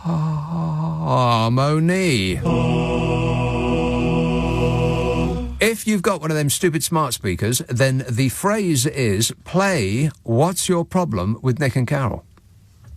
Now, if you have a problem that you would like us to solve, then you must send it to us, because we're not mind readers. The address is nickandcarol@global.com. NICKANDCAROL @global.com, and prepare to be totally satisfied. Oh, right, yeah. What's your problem with Nick and Carol? Ask for it by name on an internet near you. LBC. Nick Abbott on LBC. Call 0345 6060 973. You don't know what you're talking about, do you? No. 0345. 0345 6060 973. Talking about husky voices, this message says, I was at boarding school in Edinburgh in the 1970s, and there was a great Scottish rock band called Nazareth. Yes, there most certainly was. Their frontman was called Dan McCafferty, an amazing range, gravel voice, e.g. This Flight Tonight. Rock and roll! Yes, excellent tune. Great band. No doubt about it. Nathan says, I've been thinking with some careful thought. It must... Really? I've been thinking with some careful thought. It must be possible to invent a telephonic breathalyzer system. If I managed to achieve this successfully, you can have first dibs on it, I promise. Every studio may wish to own one, just musing in front of a large fan, says Nathan. Oh, really? What's the guy's name? 0345 6060 973. It's nice that you have such support, Nathan. Fans he's got. You believe that? David says, I understand that King Charles has been given out honours because it's his birthday. Did Nadine Dorries get an award? No. And furthermore... No. That's just so funny. It's priceless.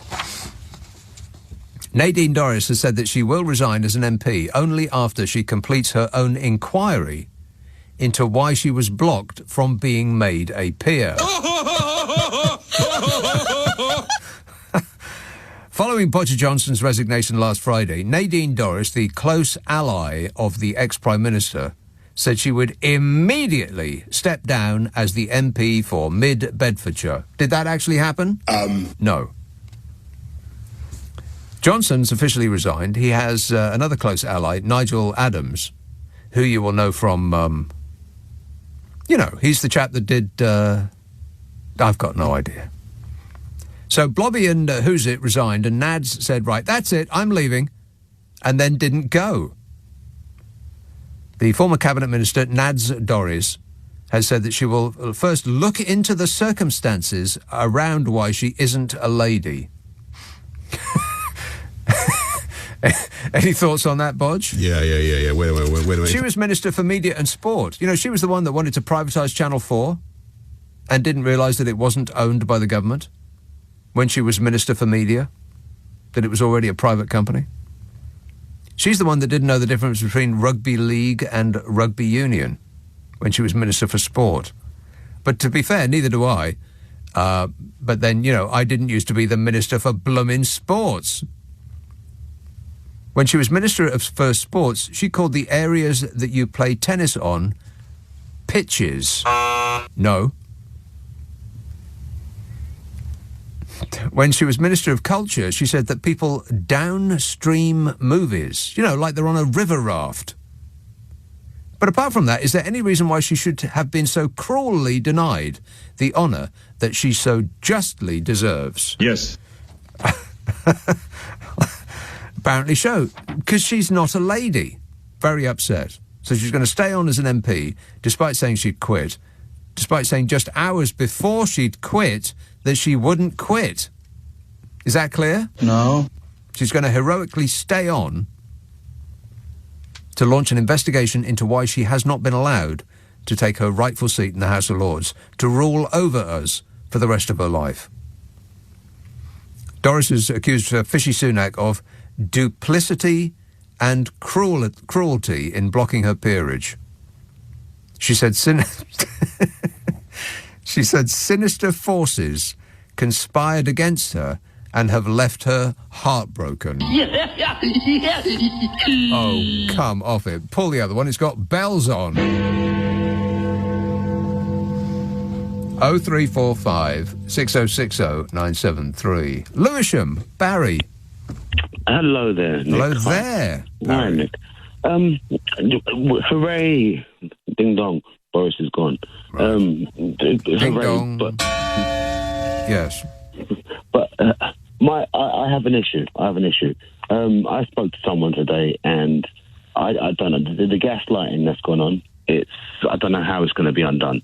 My issue is that I don't know what's going to step into the void. There's now a void in terms of where these people now put their follow. Wow, I have absolutely no idea what it is you're talking about. What are you talking about? Well, someone's going to step into this gap, right? Oh, so Boris has gaslighted a lot of people to believe a lot of nonsense. Between he and Trump, they literally broke intelligence. Yes. So I don't know if we can call this period like 1983. It's how we end up in 1984. Right. Where the well, maybe we should be looking for our inspiration to the past. Absolutely. Let's give her another go. What could possibly go wrong? This is the thing. We've gone, I think, the 13 years. It's not just Boris either. I mean, I remember in the good old days when we used to talk about austerity, and we couldn't believe, people wouldn't bash the bankers. They clearly caused the financial crash. Yes. And, we saw all of that, and we were all led to believe something else, and everyone has just gone along with the gaslighting. And I think, as I was waiting, I realised the tonic to this is you. No. The tonic to this is gin. Booze. No, it's not.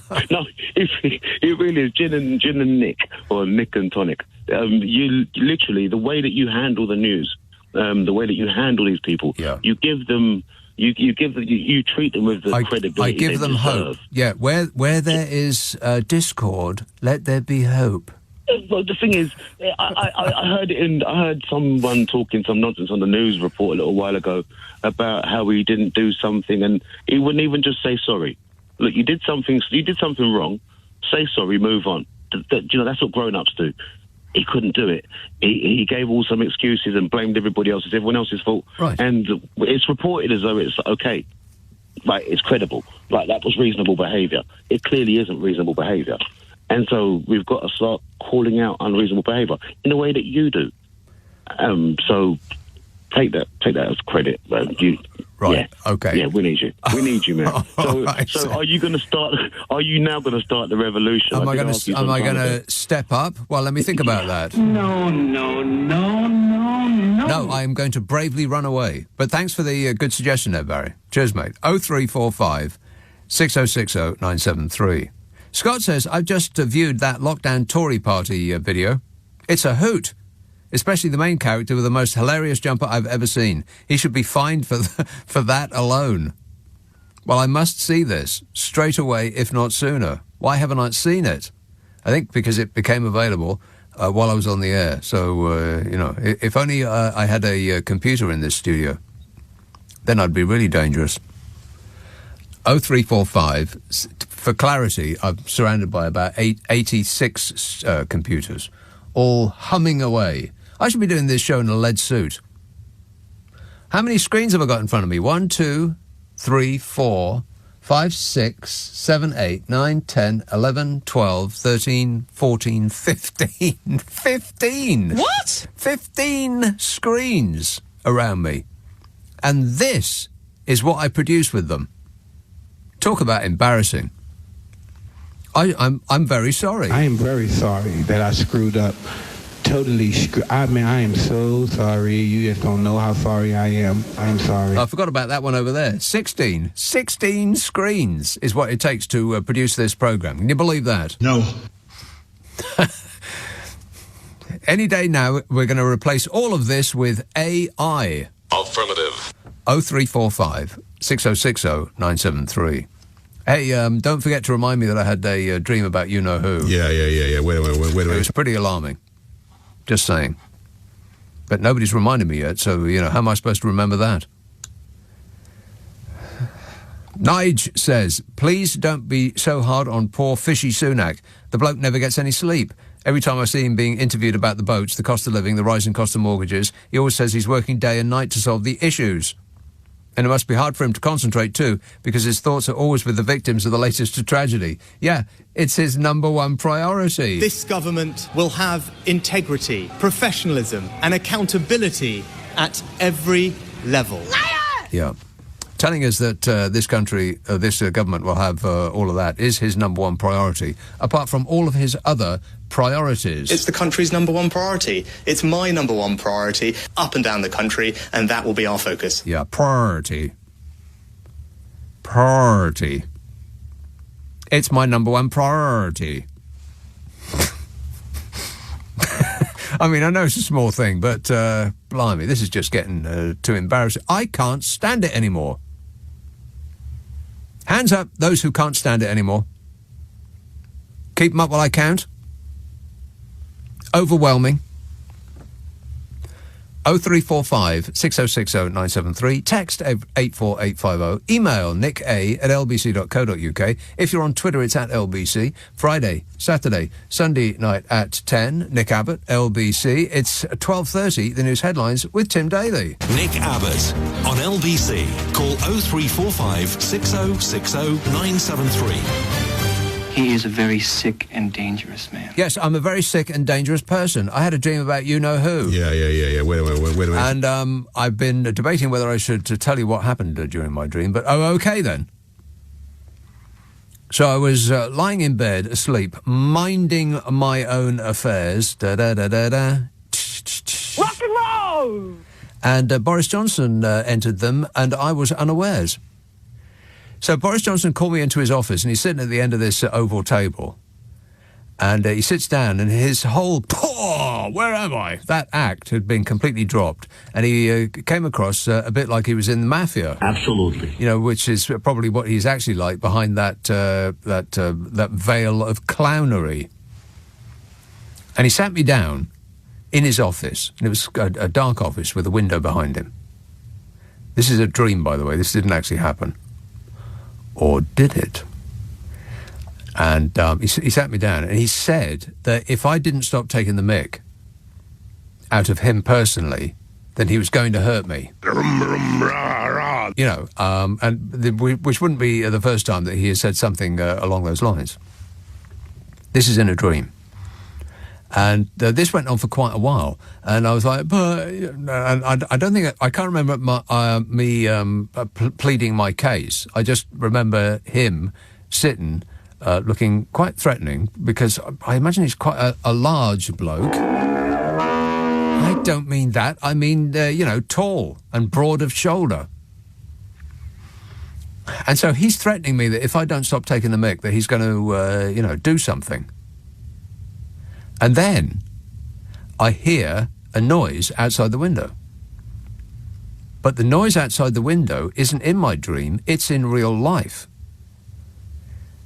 We've got some magpies that sort of, they lurch about looking malevolent. And I think that one of them has taken to picking up bones somewhere and then perching on the roof above the bedroom and bashing it. I don't know what they do with them. They just knock them about to try and get the nice juicy bit that's on the inside. And so this is happening in real life now. So there's it's really loud. But I can hear it in my dream. And so I get up and I go to the window to see what it is, because for some reason I think that the noise is somebody banging a garden hoe on the pavement outside the window.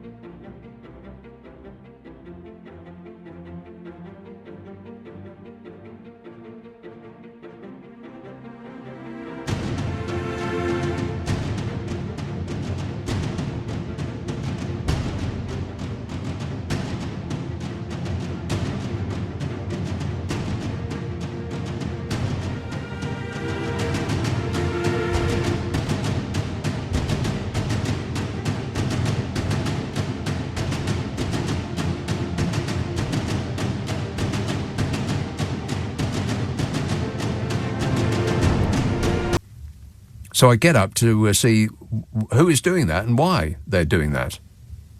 And Boris Johnson remains sat at the table. And so I get up and I peer out the window and I can't figure out what it is. The noise that's happening in real life. And then in my dream, I realise that it's the bird on the roof banging a bone. So already we're in 2 levels of dream state. Like the film Inception. I'm reacting to something that's happening in real life, in my dream, while putting the dream on pause while I go and try to figure out what it is that is that noise. And as I come back, I'm walking backwards from the window and I've got my phone in my top pocket, and I think what I should have been doing all this time is recording Boris Johnson threatening me that if I don't stop taking the mick out of him, he's going to hurt me. Because this is evidence that I will have something on him in order to protect myself. And I'm thinking I'm going to send a copy to my lawyer, and I'm going to send a copy to my mum's lawyer, and I'm going to make another copy, and I'm going to hide it under a rock somewhere. And I thought, well, I should have been recording this all along, because he's been threatening me for a little while now. And so as I have my back to him, he's still sitting at the table, I pull my phone out of my pocket and I try to get the app that records things. And, as is usually the case when you're in a hurry and you're doing something that's computer-related, it freezes.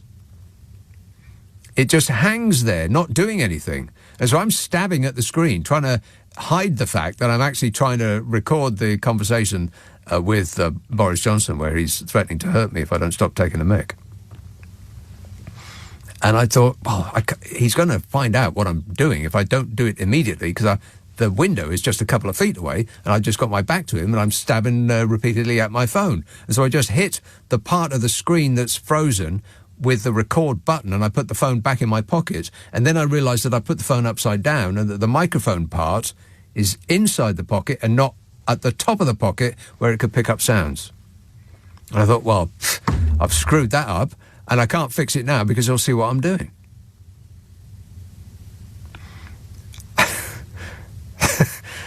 And so then I go back to the table and he says, if you don't stop taking the mick out of me, I'm going to break your legs and stamp on your head. Which is very specific.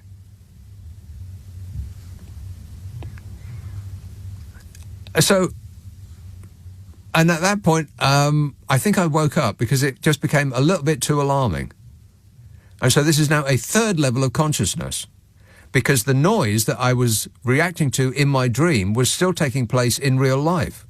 So it was exactly like the film Inception, except it didn't last 3 hours and didn't send me to sleep, because I was already asleep.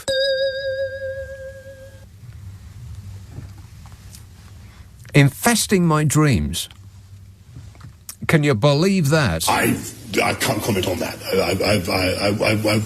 0345 6060 973. And I did get the feeling in my dream that this has been a long time coming, that I've been expecting this for a really long time. Because, you know, I kind of do. But anyway, here's a call in Harrow. Harrow, Jonathan. Hello, Nick. Jonathan. I was going to say good evening or good morning, but it's not a good morning this morning. Yeah, you could say you could say good night. Bye. I was not going to call you this week because I was just washing the TV this night. You were washing it? Is that wise? Because I don't want to call you every week because I want to give your other guests a chance to speak. Yes. The television was particularly dirty? But I have been shaking with anger since seeing this conservative disco Christmas party.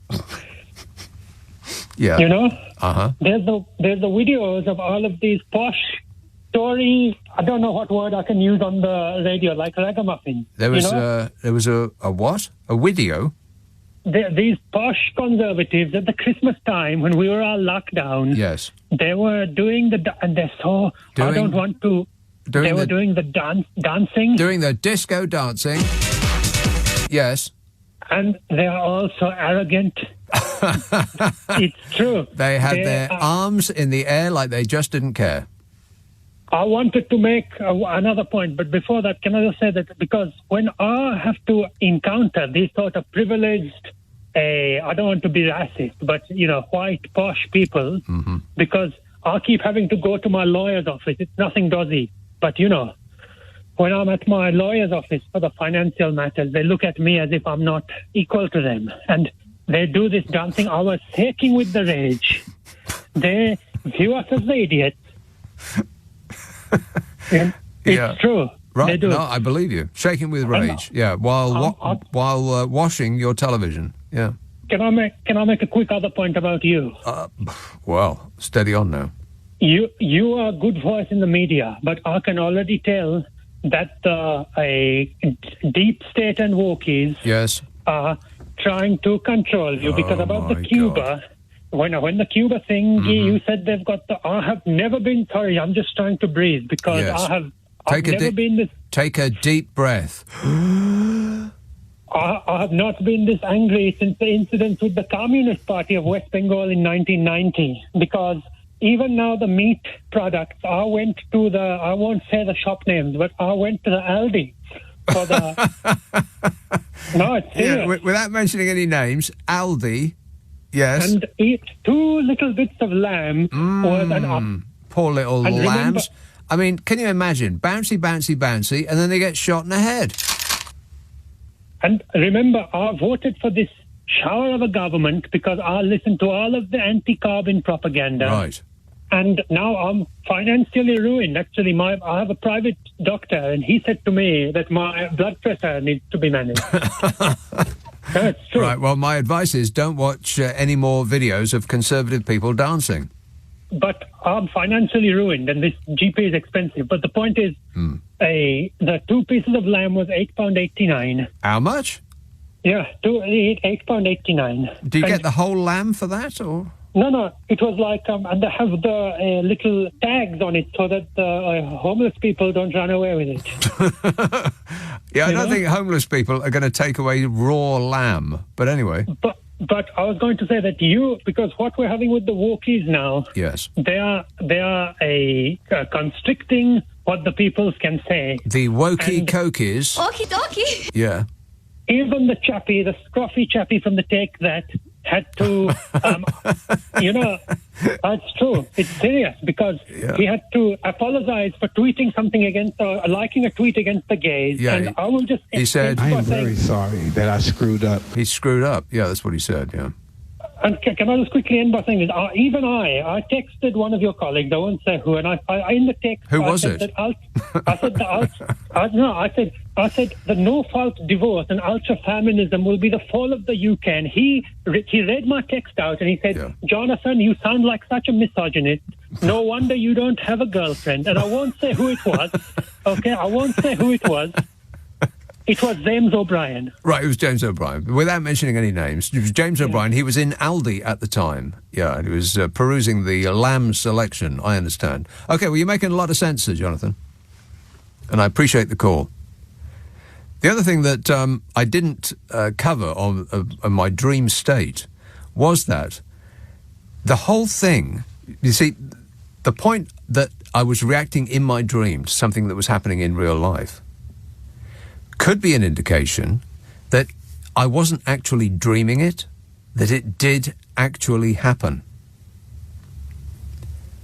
That certain individuals have so much power and control that they can drug people to make them think that they had dreamt it, but they have actually got the message without realizing that they had actually been, threatened. So that's 4 states of consciousness now. Unless I've just lost my mind, in which case please disregard everything I've said on the matter. Nick Abbott on LBC. Call 0345 6060 973. Come on, we're running late. 0345 6060 973. Let's have a call in Bromley. Aisling. Hi, Nick. Aisling. Hello, how are you? Great, mate. Good. I was thinking about calling in the last couple of weeks because I wanted, and then because you mentioned it tonight, I said I'd give a quick call. The first thing is about Ed Sheeran. I agree with you on most things, but I really think that you need to listen to more of his music. More? Yeah. Do you have another option? No. Okay. That's the only option. And I know you don't like being told what to do, but give it a try. Give it a try. Just try and I have given it a try, and the thing is, I understand the skill of what it is that he does. It's just him on stage. I mean, what a racket! He just shows up with his guitar, and he makes as much money as the Rolling Stones. Except the Stones have got 5 of them in the band, and 6 of them in the backing band. With him, it's just him. He picks up the whole check. So I get that, but those songs, I mean.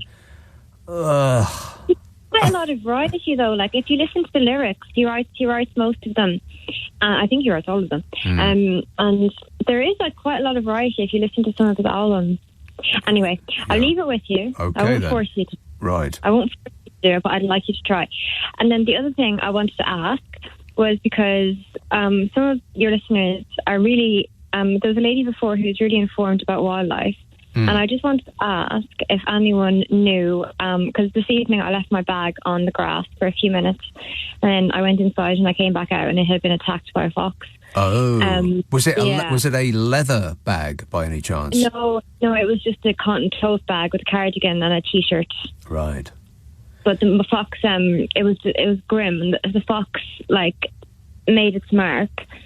Oh, and what made its mark? Well, yeah, I'm very much aware that the fox had ripped it apart, and it smelled really, really badly. But I don't want to throw the cardigan away, so I washed it. But I just wanted to ask if anyone knew, if that's safe, because these foxes carry anything. Yeah, well, it's probably scented it, and so it will be following you now wherever you go. No, it won't be. That's not fair. Don't say that. Don't leave any windows open. I've got all the windows open because I'm afraid the smell is in my flat. Right.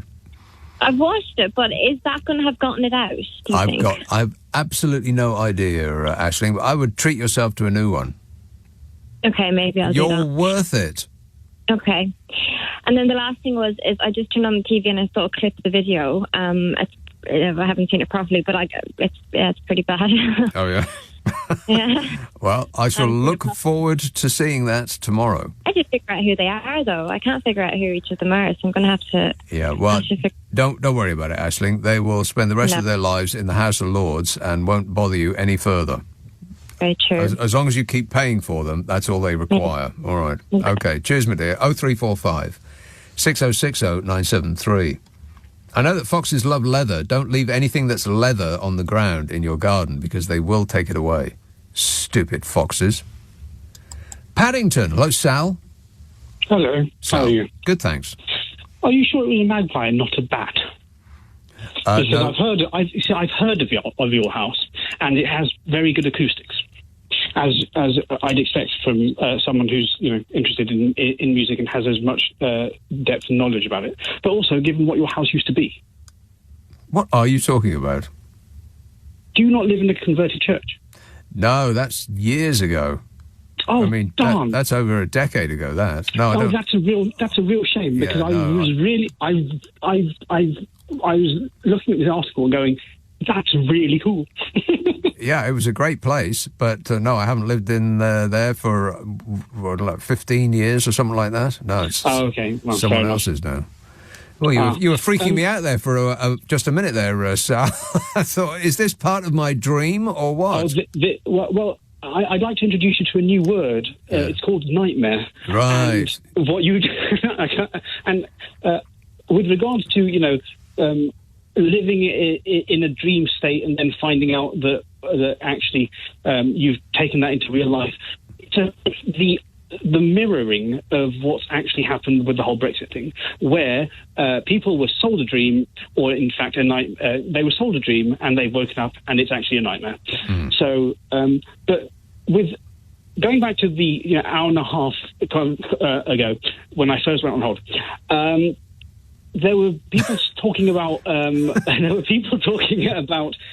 rejoining and common market, etc. And I just wanted to point out that has been official Lib Dem policy since 2019. Right. We were against Brexit. We have always been against Brexit, and we have stated quite clearly that we need to fix it. You have the nerve to say so, as do the Greenies. Groovy. And I know what people are going to say. They're going to turn around and go, yes, but how can you be trusted when, the whole Nick thing Clegg. with Yeah, Nick Clegg. And I'm sat there going, right, so why is it that all we seem to be doing is talking about the past, apart from discussing the lies of Brexit? So I don't mind if we're going to look at the past, then we look at all of it. Or if we're going to talk about the future, then and plans for the future, then we should do that as well. But this whole sort of modular, aspect of it just really annoys me because that's how they get you. That is how they get you. Completely correct in every respect. Well done, Sal. Thanks for that. 0345 6060 973. Simon says, no one should be surprised by the footage of Tories partying during lockdown and laughing about breaking the rules. Tories are heartless toffs, made up of hooray Henrys and and snot-nosed Arabellas, says Simon. Wow. Well, don't sit on the fence, Simon. Bad enough they broke the rules and mocked the people, but where did that go? But they didn't even catch COVID and die. That at least would have made up for it, says Simon. Wow. Did not see that coming. Ryan says, get Nadine to be Boris's new barber. The first thing she can do is tell him to use a hairbrush instead of a toffee apple. Well, that's just good advice. Did you hear about Donald Trump? He went to a restaurant. He visited a restaurant called Versailles in Miami. This was after he was arraigned on 37 federal charges. He came into the restaurant, which is like a campaign stop for Republicans. It's a kind of place that is absolutely chock full of dingalings. So he came into the restaurant and he announced loudly, "Food for everyone." And they all whooped and cheered. Woo! They went. And then about 10 minutes later, he left without paying. Isn't that absolutely shocking? No. Trump's visit to the restaurant functioned largely as a campaign stop, says The Independent, after he spent the morning in federal court on these charges that he mishandled classified documents and impeded the government's attempts to get them back. Lock him up! Trump received a warm welcome at the restaurant, a frequent stop for Republican candidates in the city, where diners sang him a rendition of Happy Birthday. And then they prayed over him. Really? Were they looking up or down when they were doing that praying? Don't be rude. Prayed. Mr. Trump, the screaming Mimi, the peach powder puff president, Agolf Twitler, only saw fit to stay at the restaurant for a handful of minutes after announcing that there would be food for all, and then left no time for people to order that food, let alone for him to pay the check. Wow. He then flew back to New Jersey that afternoon to deliver a speech from his golf club, telling the crowd that he declined to give back boxes of classified documents, in part because he had clothes in those boxes. I would check the label to see if they're extra hefty. Oh, shut up! The fact that Trump didn't pay for the customers at the restaurant after telling them that he would do so will not surprise many who have followed his career in public life, says The Independent. In fact, the former president has a long history of stiffing people working for him. During his 2016 presidential campaign, USA Today reported that Trump refused to pay in full hundreds of different people contracted to work for him, from dishwashers to attorneys. Truth Social, the social media network favoured by Trump to compete with Twitter, has also reportedly been engaged in a battle with its web host over unpaid bills. Trump has frequently boasted of his wealth and is estimated to have a net worth in excess of $2 billion. I make $400 million a year, so what difference does it make? Yeah, sure you do, Donnie. Sure you do. He's been indicted in New York over his alleged role in a hush money payment to adult film star Stormy Daniels, and has also been federally indicted over his handling of classified documents after leaving the presidency. Your husband is going to be wearing an orange jumpsuit soon, Melania. I don't care. She's not that bothered. Even if it does clash with his face.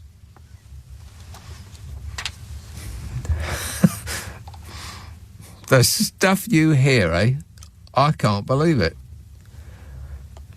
Now, I haven't really got time to take another one, or maybe I just will at random. Let me see. Which one shall I take? Jan. Your choice. Jan in Tooting. Jan in Tooting. Right. Jan. Hi. Good morning, Nick. Jan. Hi. Good morning. Yeah, I better be quick. Yes, that's right. Time's ticking on. But your dream is interesting, but I won't go into that because that was I hadn't planned that. So I was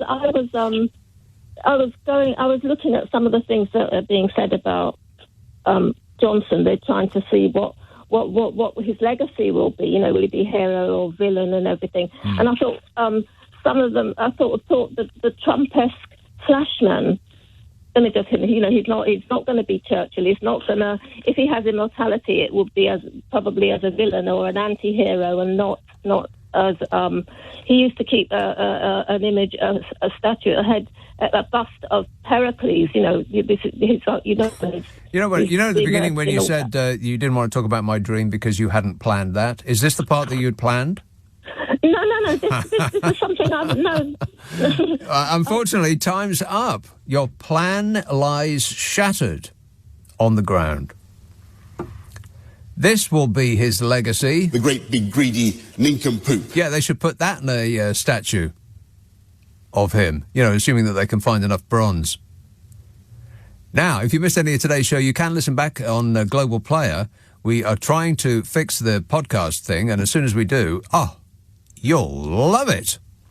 We take the news and most of the ads out, and we put it on the radio. If you've got one of them stupid smart speakers, then the magic phrase is play Nick Abbot, the whole show podcast.